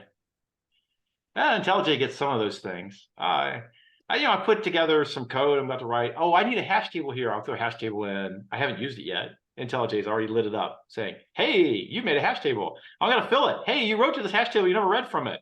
Fuck you. I'm getting there. Slow down. Leave me alone. Man, you would hate Zig. I have to write some code. So of course, parts come in order, and something's first and something's second. Till the last bit goes in. I don't have all the reads and writes. Why are you pestering me? That's something you better be careful about with AA, that warnings are warnings. And no, I'm like, you actually let people write code while they're working, and it's only when they want to release code that they actually clean up all those warnings. I'm like kind of eyeballing that carefully. Most languages I see I have warnings. They're like, you turn the warning into an error. You have two different languages, one that allows and one that doesn't. Right, and then now you have an in-way combination of different languages you're reporting, and also half the people just turn the warnings to errors anyhow, so they don't see it. And why did you have a warning? Just be an error and be done. Or if it was going to be allowed, don't make a warning out of it and walk away. It's just fine. If somebody wants to, but I'm trying to write code. Yeah, right. I still want my build to succeed and my tests to run, even though I created a hash table that I didn't write into. Yes, that exactly. I'm in the middle of but doing something. I also, it's probably a bug. I probably don't actually want to ship my code building a hash table that does nothing. But I don't claim that's a compiler warning in directly in that way. I mean, I don't know what the right place to put that, but declaring that an error seems problematic. And as a warning, I would want to ask for it. Hey, give me the linter version of this and tell me about dead code that you're eliminating and constants, assertions that are provably true already. I don't need to assert it, all that kind of stuff. So you almost want to add another layer that's like, this is a compiler info or a compiler debug as opposed to a compiler warning or error. Yeah, I'm sorting out in my head what makes sense here. I don't like the existing warning strategy in the universe, but maybe I should just give it up and say, yeah, that's fine. Yeah, this reminds me of the conversation a couple months ago about people shipping in debug because compile errors or something about compile errors. I forget. I think it was Theodore who said it. About compiler errors. Yeah, I remember we discussed it, but I don't remember the core discussion. What it was about. I remember someone arguing that there should be no warnings. Yeah. The main, some of the argument was would you let a compiler to let you compile code that is it's obviously not efficient or maybe wrong, and for the sake to allow you to make progress and later change the code to yeah, we were talking about Java find bugs, and should find bugs have just been part of Java C? Well, it didn't start that way, so it can't have been part of, but it could become part of. I mean, Java C came first, find bugs came much, much later. By the way, Matt, that code is clever. I like it, but I didn't think of that. Which one? Oh, Matt had a different one. Yeah, so what he did was he just cleared the bottom bits instead of iterate over all the that was the variant I was talking about as here's an easier way to do it. I think that comes from Hacker's Delight originally. Yeah, okay. It's also used in the LLVM's test suite for the pop count recognition, so that's an easy way to check. So there you go. There's the pattern for pop count. See, Levo, you're just writing it wrong. Because I was thinking most loops, they would do something during the most loops would do something plus increment a counter, and I was thinking you could just pull out the increment with a pop count. So I was doing the every bit kind of way, but yeah, but that's a good solution. So Matt, would that still work if the type were unsigned, long? Unsigned, long.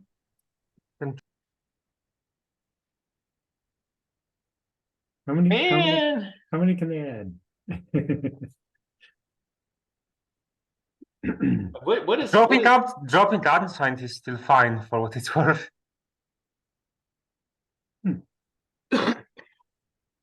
I just remember that on the Discord, people were talking about this a lot, and I thought I meant it as a small thing. I could only think of one use case where I wanted to do bit operators on a assign integer, and people were just like talking about how they like it, but I can't think of any use case besides a seal and floor of like a 4K block with a length. So, sorry, what was the? I didn't follow. Using bit operators on an assigned integer. Like when will you do it? I only had one use case, and I could just slap it in a function. I used it to do hash code things. I do unsign with hash code. Well, okay. There are times when I do flow-free idioms using the triple right shift to smear the sign bit out. The Java string hash code does a bunch of junk like that on signed integers. I don't think it matters. He says times 31 plus car in a loop. Times 31 is shift left by 5, subtract 1, then add the next character. So it's not, there's no right shift with signed or signed extension right shift. I just remember for poor design choices on our part.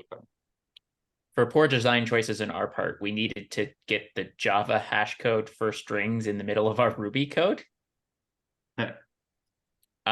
And it wraps around, so everything got promoted to a big int and then got modded, but never got back down because it wasn't, and it all became big int math and super expensive. And yeah, and the thing is, Levo, like a lot of the time, like you're working with the APIs defined by someone else, so you're getting passed in it. Like yes, like you know, when you're a team of one, you get to make the decisions exactly as you want, and no one disagrees. which is a luxury, but it's not typical. You take that back. I can have strong disagreements with me from 6 months ago. Go ahead. Here's what. There's no I want to hear the other argument, Aaron. Oh, midpoint in a binary search. That's interesting. Why is that triple right shift? I'm looking at my triple right shifts in my code. Yep. That's a triple right shift. Okay, it is. And then triple right shift is just right shift arithmetic, right? Yeah. Or am I getting it backwards? No, triple right shift is arithmetic. Actually, you can use a right shift, not a triple right shift. I think I could use a right shift there. Yeah, as I was looking at that. Now a bunch of the sign, we're talking mid equals low plus high shift 1. Yeah, right. Yep. Well, what if both numbers are negative? Then currently encoded against all hash codes. Those are my uses at the moment.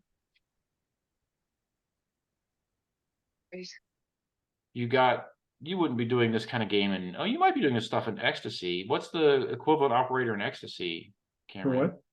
What's the equivalent arithmetic shift right operator in XTC? Is there a greppable string for signed shift right?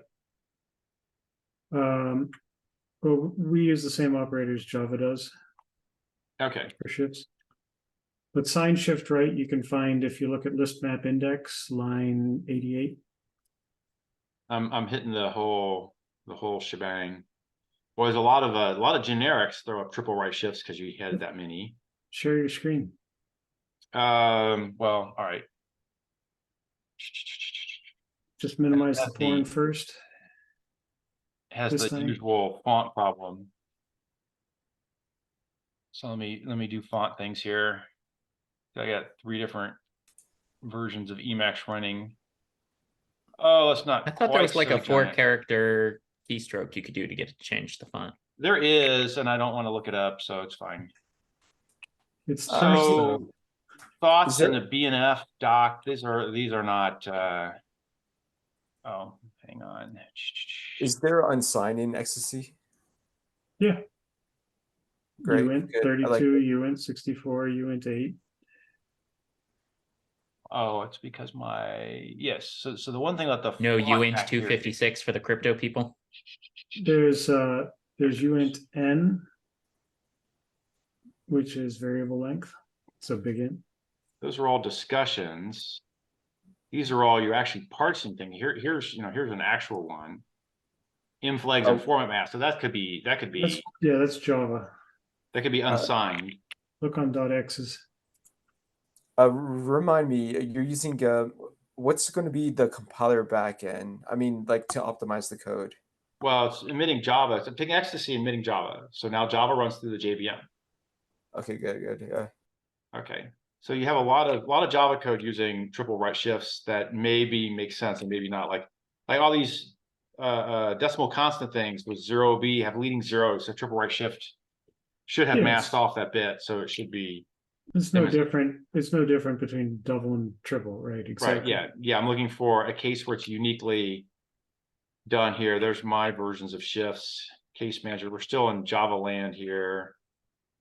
These are all Java. Here's some XTC things.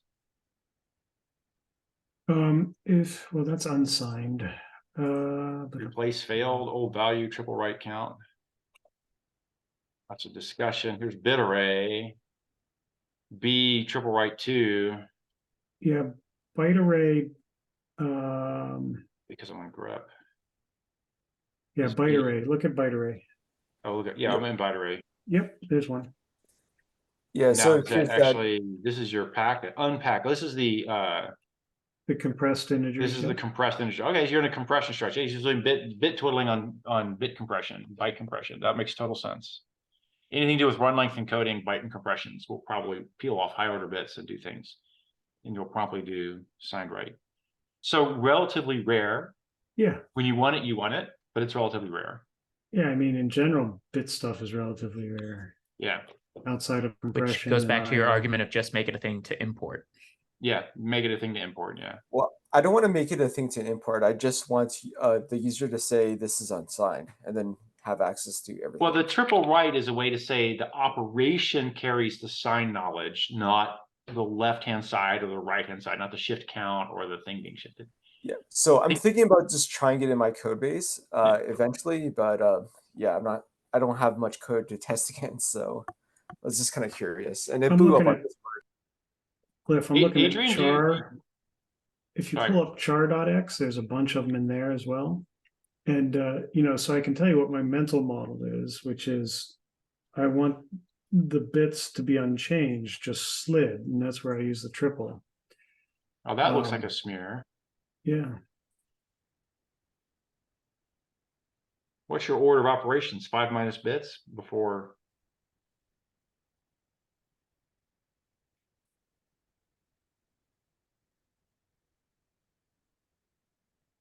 Yeah, these look like, right up front, you say if code point is less than 7F, do something, get out. Otherwise, now the code point has the higher order bit set.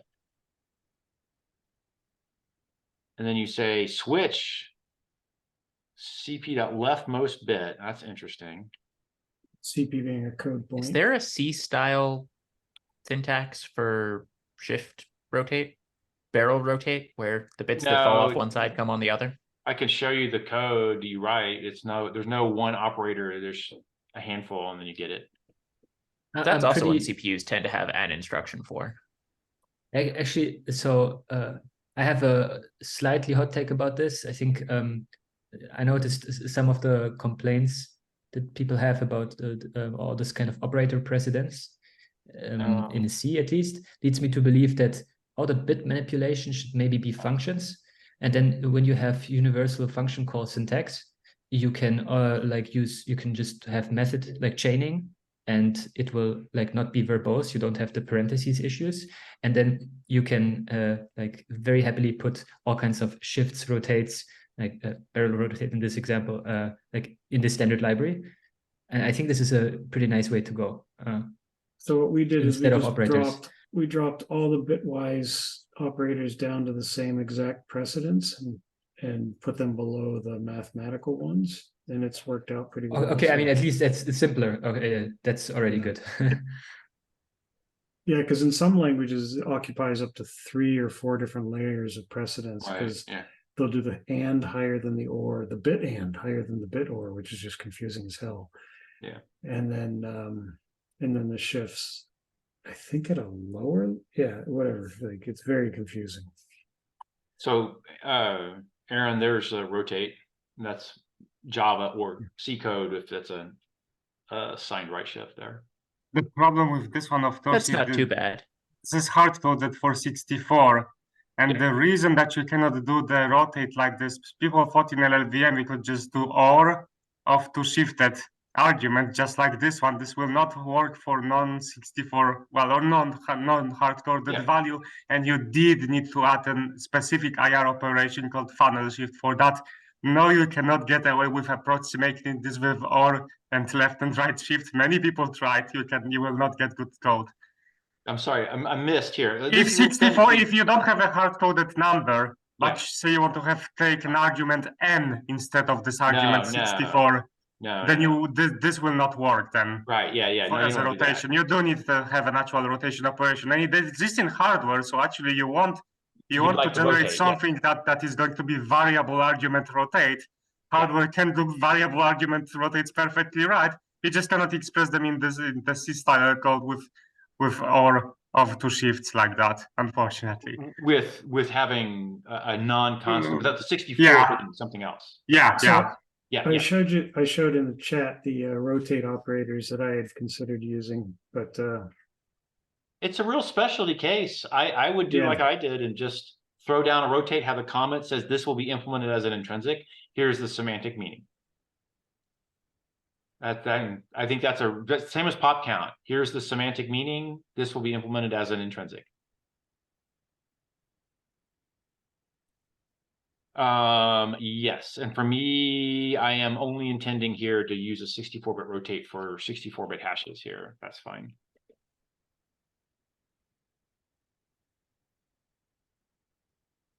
Yeah. So you do have some actual triple shift rights. And this also, by the way, even if you have a constant, this will not work with the value equal to 0.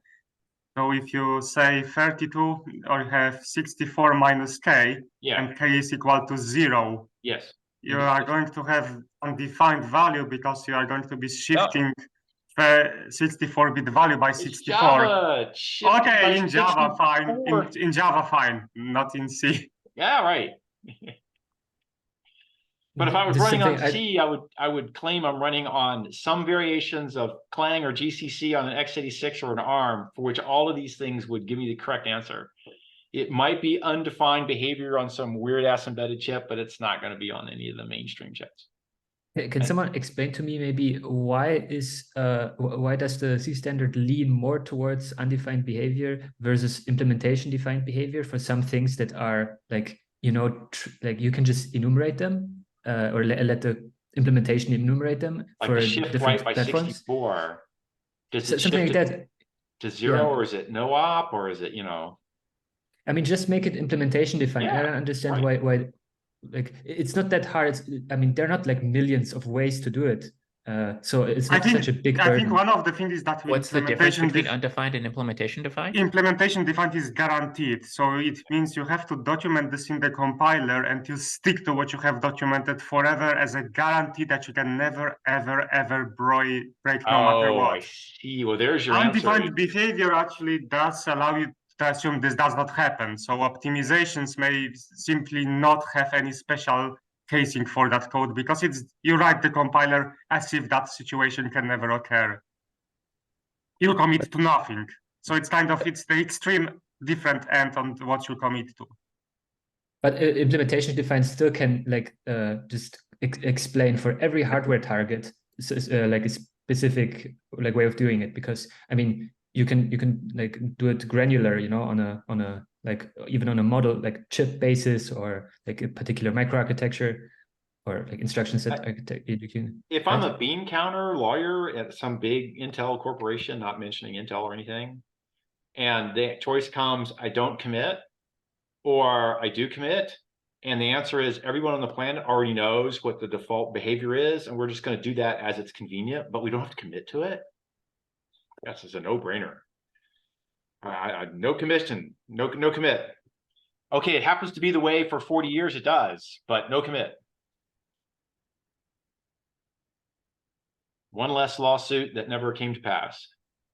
And it seems it's weird, like because this like lack of commitment Like, I mean, you can also have it be unspecified behavior, but actually undefined behavior makes it much worse.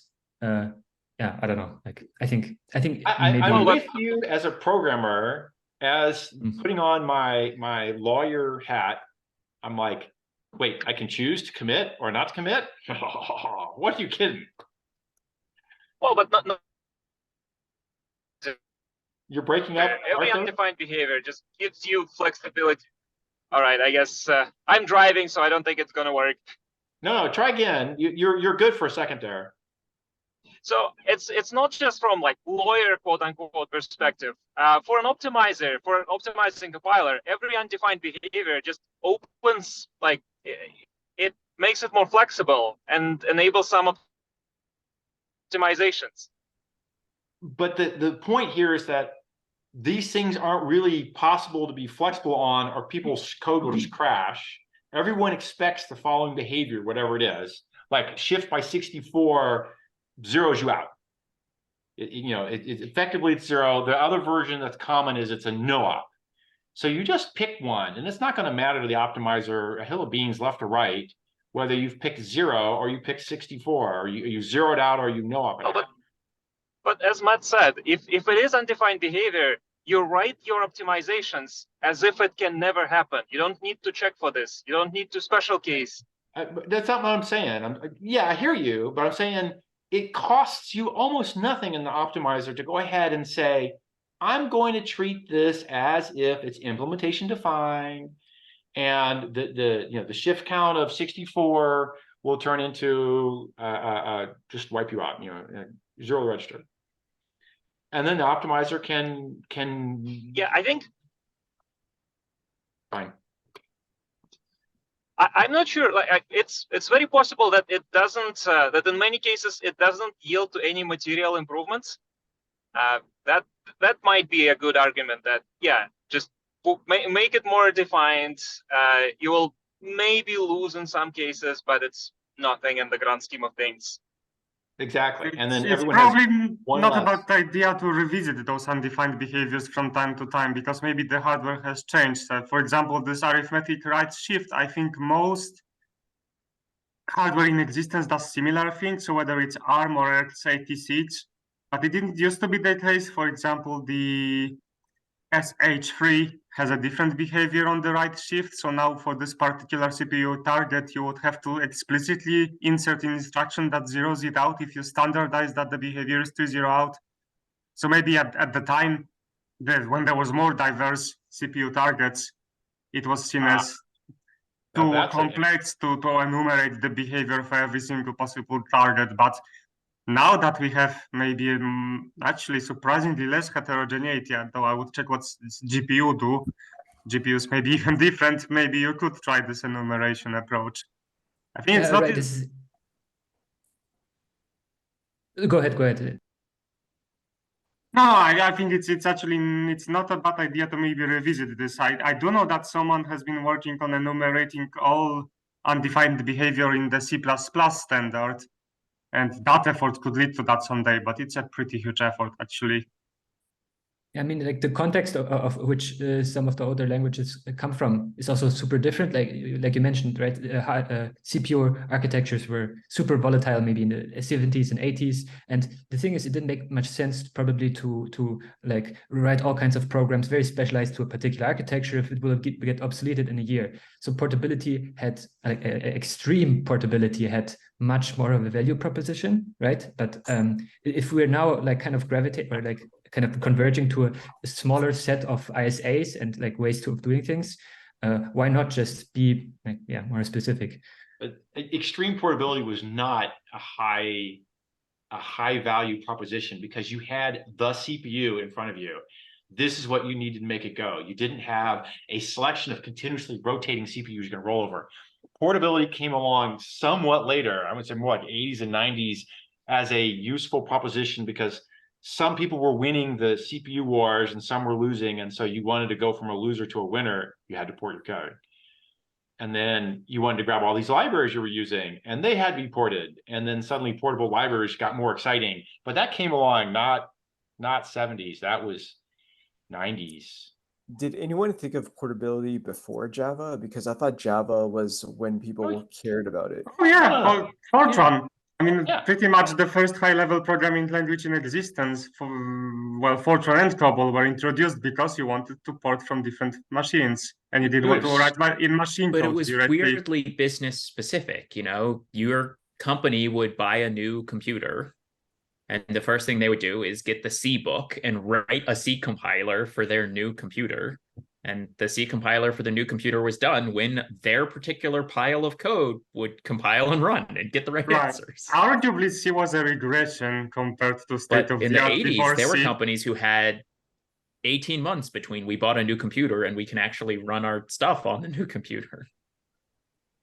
Now the assumption is you buy a new computer, you can run all your stuff on the new computer. Yeah. That it just is x86 or Although ARM. that is also changing too. Like I would expect, say, in the 90s when I bought a computer, one of the first things I would buy would be Turbo C++ or Borland C++, and that was the standard thing you would buy as a PC user. Yeah. You would have as your C++ compiler because that's what everyone does who buys a PC in the 1990s. But I don't think that's the case But today. the things you made for Borland C++ wouldn't necessarily compile on Visual Studio C++ until C99. Like C99 changed the world. All right. Yes, there was a lot of non-portable C code for a long time. I think C99 is an underappreciated miracle. 10 years too late, but yeah. Better late than never. I think there was a C80 something, but I only ever see stuff that's targeting C99 there or was later. A C86, I think. Yeah. C89 was like the first one. Depends on whether you count from NZ or the ISO standard. Because one was 1989 and the other one was copy-paste in 1990 of the same standard. C11 was so interesting that I actually read the standard, and I never again did I read a C++ standard. Unless you're implementing a compiler and staring into the corners, no. Well, I ended up reading the Intel and AMD. They have like 5 volumes each about like system programming, OS programming, and whatever else. At this point, Godbolt is easier to read than the standard. Yeah. Yeah. Yes. There's another miracle. I don't say Godbolt, but maybe not miracle, but again, modern something. I'm kind of curious how PPP reference is good. Has anyone looked at the source code? Like, how do they know which lines link up to which assembly instructions? You mean in general, in any kind of compiler? I mean, I've done that so many times. In the compiler explorer. I think this is just debug info, the standard debug info your debugger uses. Yeah. Yeah, but Dwarf is pretty interesting because Dwarf itself is pretty much a virtual machine bytecode that you can interpret to have state-by-state representation of your program. Well, state. I just repeated state in a different sense, but that's it. So you can basically have this line in assembly, what the state of the register file here. Next line in the assembly corresponding to this instruction address, what's the status of the registers there. It's pretty amazing. Yeah, it's Turing complete. So you can actually implement full-blown computations using it. So compiler explorer is written in Node. So how does it like link up the instruction to the? Because I think I saw once some kind of command line program. I don't remember what it's called, but I think you just Objdump. I know that objdump can also write out this assembly together with the C lines, C source code corresponding to that. So maybe that could work. This is a lot of. As soon as you got the debug info, you can dump it out in some text format. Now you can eat it for turning it into a JavaScript display. I think that's pretty. Yeah, but who wrote the code to do it, and how do you invoke it? Godbolt wrote the code to do it. And the emission of Dwarf, that would be the compiler side. Yeah. I kind of don't think they wrote it if it's written in JavaScript. So I kind of feel like it's going to be in some kind of program. You can ask Godbolt to emit the assembly together with directives. If you go to this menu on the right, you do not filter out the directives, which is the default, you would actually see a little bit more don't filter out unused labels, don't filter out library functions, don't filter. I will post the link in a moment to this pop count example. You will see how much more it has. I can actually post it right now. There you go. But it's actually a good question though, like because I mean, associating like the code gen and then to the source doesn't become so must be not so really trivial once you start like heavily rearranging all kinds of blocks and maybe interleaving instructions like then. I don't know. I don't know what sorted out in the land of Java bytecodes. So in the sea of nodes, I pick a safe point. I'm doing it everywhere. So no debugging everywhere, but you do get debugging everywhere, but just a different way. So at periodic points, you put in a call to a safe point on a branch that's extremely low frequency. That's the I took a breakpoint here branch, and you don't ever take one. So the profiler and the registrar allocator, everyone knows it. But if you took it, you went to a call, it took in all the arguments that are alive at that point in the program, and they're dumped into the debug info for the safe point. And there's no other debug info anywhere.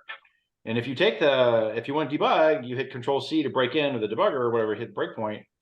He takes you to the nearest safe point, which means that from the second that you hit the breakpoint op, add a few 1,000 clocks, 100 clocks, and now you're at a breakpoint. He hits the one breakpoint every 1,000 ops, and he does hits a safe point, takes all the debug info, flips you over to the interpreter. Might as well flip it over to some sort of dwarf Turing machine, who's sort of the interpreter's Turing machine. And now you single step forward in the debugger. So you can track all that information in Sea of Nodes sort of directly by just having a call that points to everything that's live for your debug info state. Then the optimizer does all the right things. It's clearing out of loops, and register allocator spills it off to the side, and things happen. It costs you something to keep it alive, but not so much. That was the surprise. I have a question. I mean, let's say, imagine this, you have like two functions. Each of them contain a loop that iterate over something and compute something. And let's say they're kind of independent, and you have one like third function that calls both of them, one after another. They get inlined, and let's say the optimizer fuses these loops into one. Like and then how do you? I don't fuse the loops. Okay, yeah. Well, yeah. I guess that's an answer.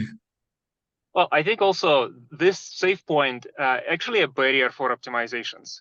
So when Cliff said it costs you something, it costs you also as a barrier because it can prevent some of the optimizations, because it like holds all the values that you need for debug.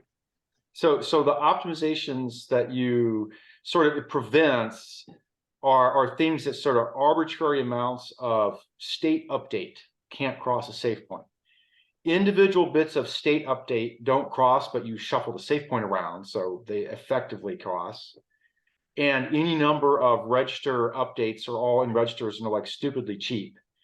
And things that are induction variable updates get computed at the safe point, not carried live around the loop every time. Like if the loop carried 15 induction variables through, but he all knows they're scaled off the original sum one trip counter, the safe point just does the math to rebuild the values. But I don't want one big hot loop to mean there's no safe points for a year. So, well, there's another piece going on there, and then Arthur wants to say something too, and that's if I decide a loop is small enough and simple enough, then I'll yank the safe point.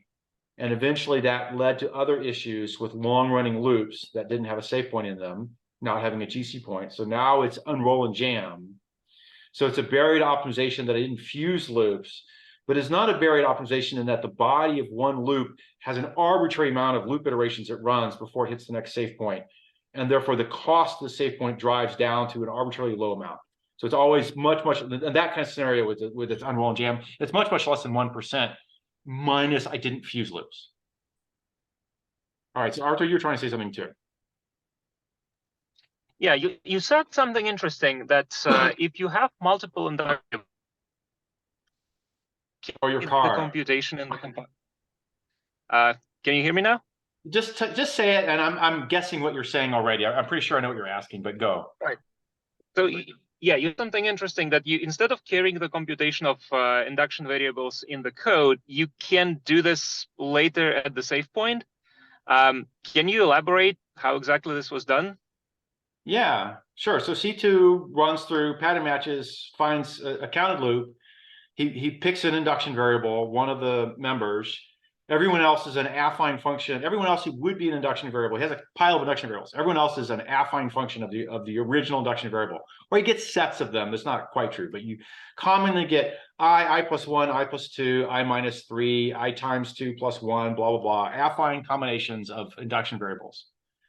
So all of those that are needed for debug info, but not in the body of the loop, he just takes the induction variable and has the math and shoves it out of the loop for the save point. So I don't think it's there in OpenJDK and neither at Azul. I was certainly doing straightforward induction variable, I would say combinations or eliminations in the it's just people rules. Well, but I think that the part of the infrastructure that is missing, you need to be able to express a value in deopt state that is not just a value, not just something you take from a register, not just something you take from a stack, but also as some kind of like function you compute out of other values. Yes. So this part, this exact thing is missing in both of the versions of Hotspot. Maybe we're missing how it looks like because it's not an arbitrary function. It's just some adds typically.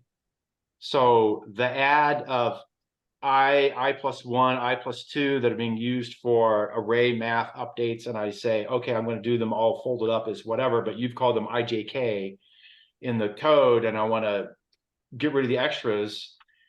When he comes down to the save point, I believe there is I know I worked on this. There is a simple people hack that said, instead of referring to some variable J that's carried live around the loop in a fee, I'll refer to I times 2 plus 1 and get rid of the hook on the fee. So it's not an arbitrary function, but it's a set of simple patterns that you see in induction variables. And he just pulls it around a fee to get rid of the fee. We have some form of this, but it was at the later. I think, although the one that can load some known oops, I think was there, but we can do allocations lazily in deopt handler. Yeah, but, I didn't add that, but I knew it was coming. Yeah, well, I'll take a look. I think the idea of doing this for induction variables is interesting because, sometimes, like, I don't think it's an induction variable in the loop just because it's needed for the interpreter state. Right. There were a couple of things I saw when I was first doing the loops. I kept seeing this kind of a pattern where somebody had an I and an I plus 1 that were both tripping around the loop, and I wanted to fold them up. So I get rid of one of the fees by making an I plus 1 in the body instead of carrying it loop carried around. Then the debugger, or the debug info, picks up just one of the variants, but then he's just doing a little bit of math on it. Well, the math moves out of the main loop body and sinks into the side path for the deopt. Yeah, well, actually, I don't know what it's now. I claim I worked on this 20 years ago. Had it doing something at that time. I want to say at Sun. This was a thing I did part of the loop ops at Sun. And actually, I consider generalization of this thing in the deopt handler because essentially the deopt metadata is a DSL, and you'd like to be able to sync like almost arbitrary code there, like allocations, induction variable, like loads. So we have individual operations. I think at some point we will end up generalizing this to a DSL as a way to describe the deopt state. It shouldn't be a DSL. It's just more graph. You just want to sync more graph into the deopt path to get it off of okay. In this case, you say that your DSL is just the graph, but you need to have a way to represent it in runtime. No, so you just emit the code. So somebody's going to deopt because they took a test and failed. They jumped a piece of code. You've compiled this code that does the math, that does the very DSL you're talking about. It's just CF nodes, turns instructions, and then it calls into the save point. Oh, wait. So you are talking about explicitly having it like, let's say, test and then deopt. In this case, yeah, sure, we can sync there anything. Yeah. What I'm thinking about let's say we have a call with the save point, or just a GC poll that does not have an explicit branch and basic block or like place to put the code. I claim that at least I started this way, where any of those things that did a save point poll, it was just another variant of a branch. It didn't jump into the runtime immediately. It jumped to the other side of the branch, perhaps indirectly because you took a hardware null check and you looked up in a table and it says, oh, I did a null pointer check exception here. Then I jumped to this piece of code, which then was all the off branch x86 ops that were the compiled code for it. And then it called save point. Then it called deopt. Well, let's say you have an arbitrary call that you didn't inline, but this call can be a deopt point for you on return from this call. So you don't have a block or place in your compiled code. Then you don't.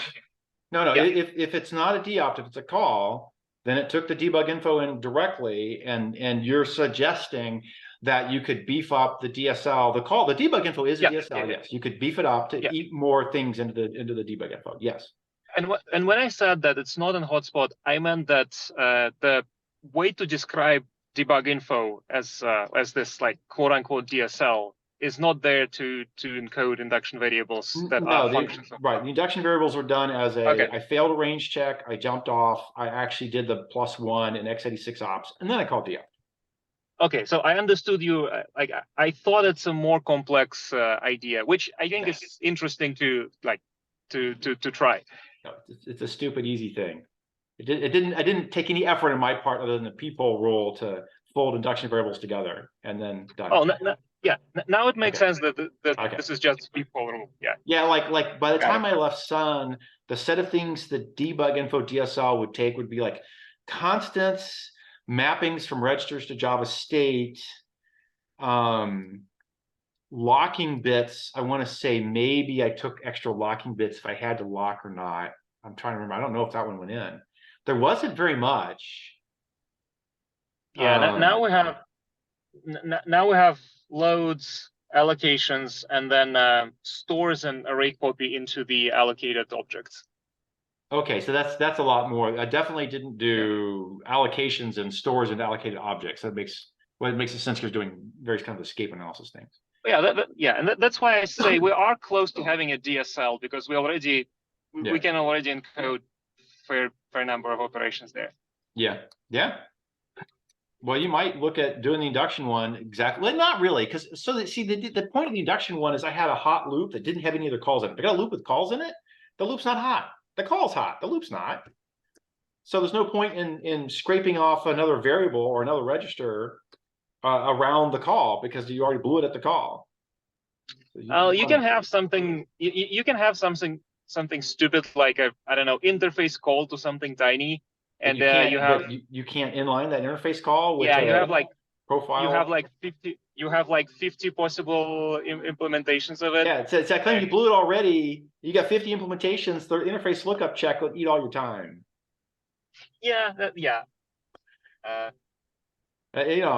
saying, as soon as you got a call in a loop, there's your problem. You got a call in a loop. Although wait, what if it's just a GC save point poll? At least in the way we represent it, we don't have an explicit block where we have an explicit call to deoptimize. You don't need to update the induction variables because they don't change. What do you mean? If you have a GC point, it is not a deopt point. It is just a GC point. It can only move pointers. You have to list them all. It cannot change the induction variables. Well, but in hotspots, GC and deopt save points are commingled. You don't have a GC point then. You got deopt points. They happen to be GC points as well. And then if you have them in a loop, you do. That's what the unroll and jam's about. Unroll and jam is to move that induction variable calculation into the jammed extra part or the unrolled extra part. You spin a hot loop with no safe point with a known fixed trip count, and then you have a safe point outward. So the loop was unknown, might be a billion iterations. Unroll and jam said, I made a hot inner loop that did 1,000 iterations and then a safe point, and then I went back and did another 1,000 iterations and a safe point. And the hot inner loop, I unrolled it 10 times. So it runs 100 iterations of 10 unrolled, and then it does a safe point. Well, the safe point did some calculations to decide, whatever. I got a question once you guys finish the thought. It's related. Yeah, just to finish on this, I think there is an easy way to test how much performance this thing would get without implementing it. I think I can just drop the values that I think I can encode using DSL. I can drop them from deopt states. This will be incorrect, but I think I can run like fair number of benchmarks and see what it gives. Stuff and see it looks. Yeah, I'd be curious. This is like, you shaved a register in a loop. It matters if the loop is hot and ran out of registers and didn't have a call in it, which it happens. All right. Okay. It is time to wind down. So let me grab Levo here and then let's wind down. Yeah. So one of the things in my IDE, I have a loop that renders all the characters, and since I'm using an iterator right now, I was just like wondering, is it worth inlining, and should it be partially inlined? So the problem is the iterator has like 4 variables, like 3 or 4. And most of the time it's just checking if it got to the end of a block. And if it's not at the end, it would just grab the next character and increment the pointer. But I was just like wondering, should that always be a function call? Because there's a lot of other code that is attached to it, or? Right. So iterators show up in loops. Loops can be hot.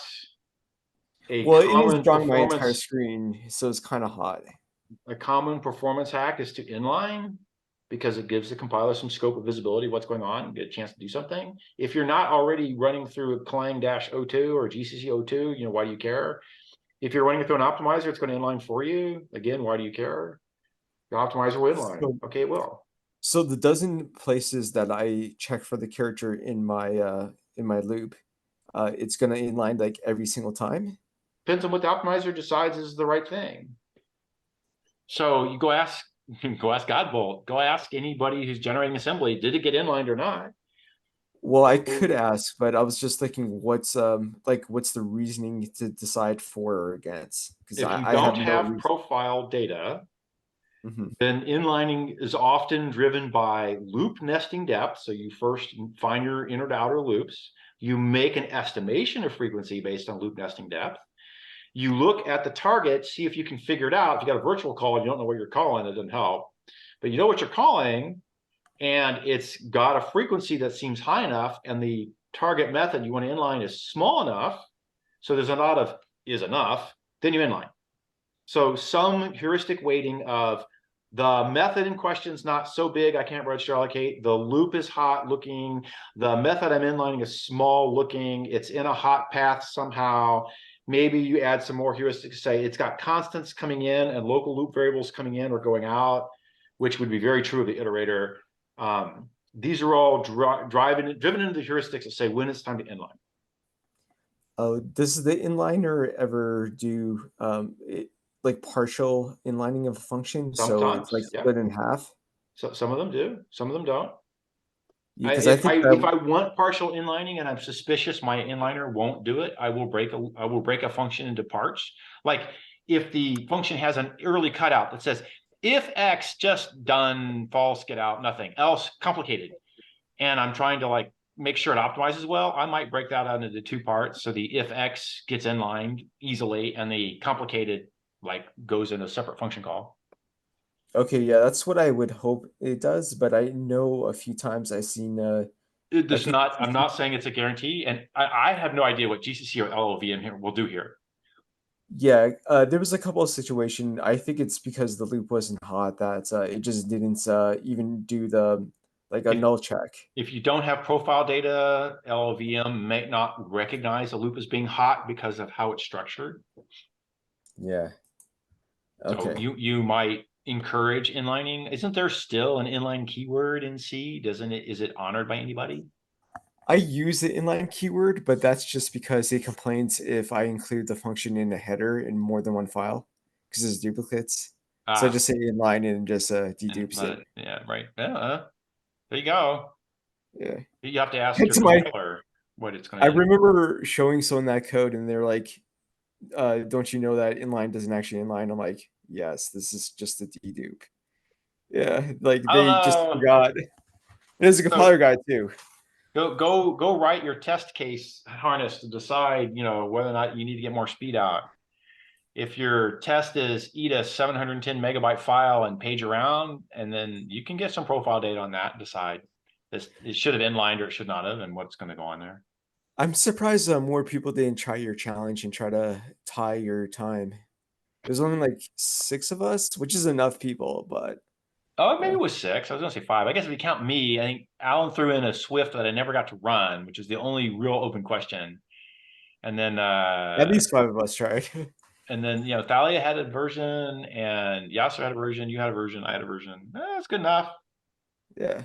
All right, I'm done. Anyone else? Till we meet again. Till next week. Bye-bye. Yeah, next week. See ya. So yeah.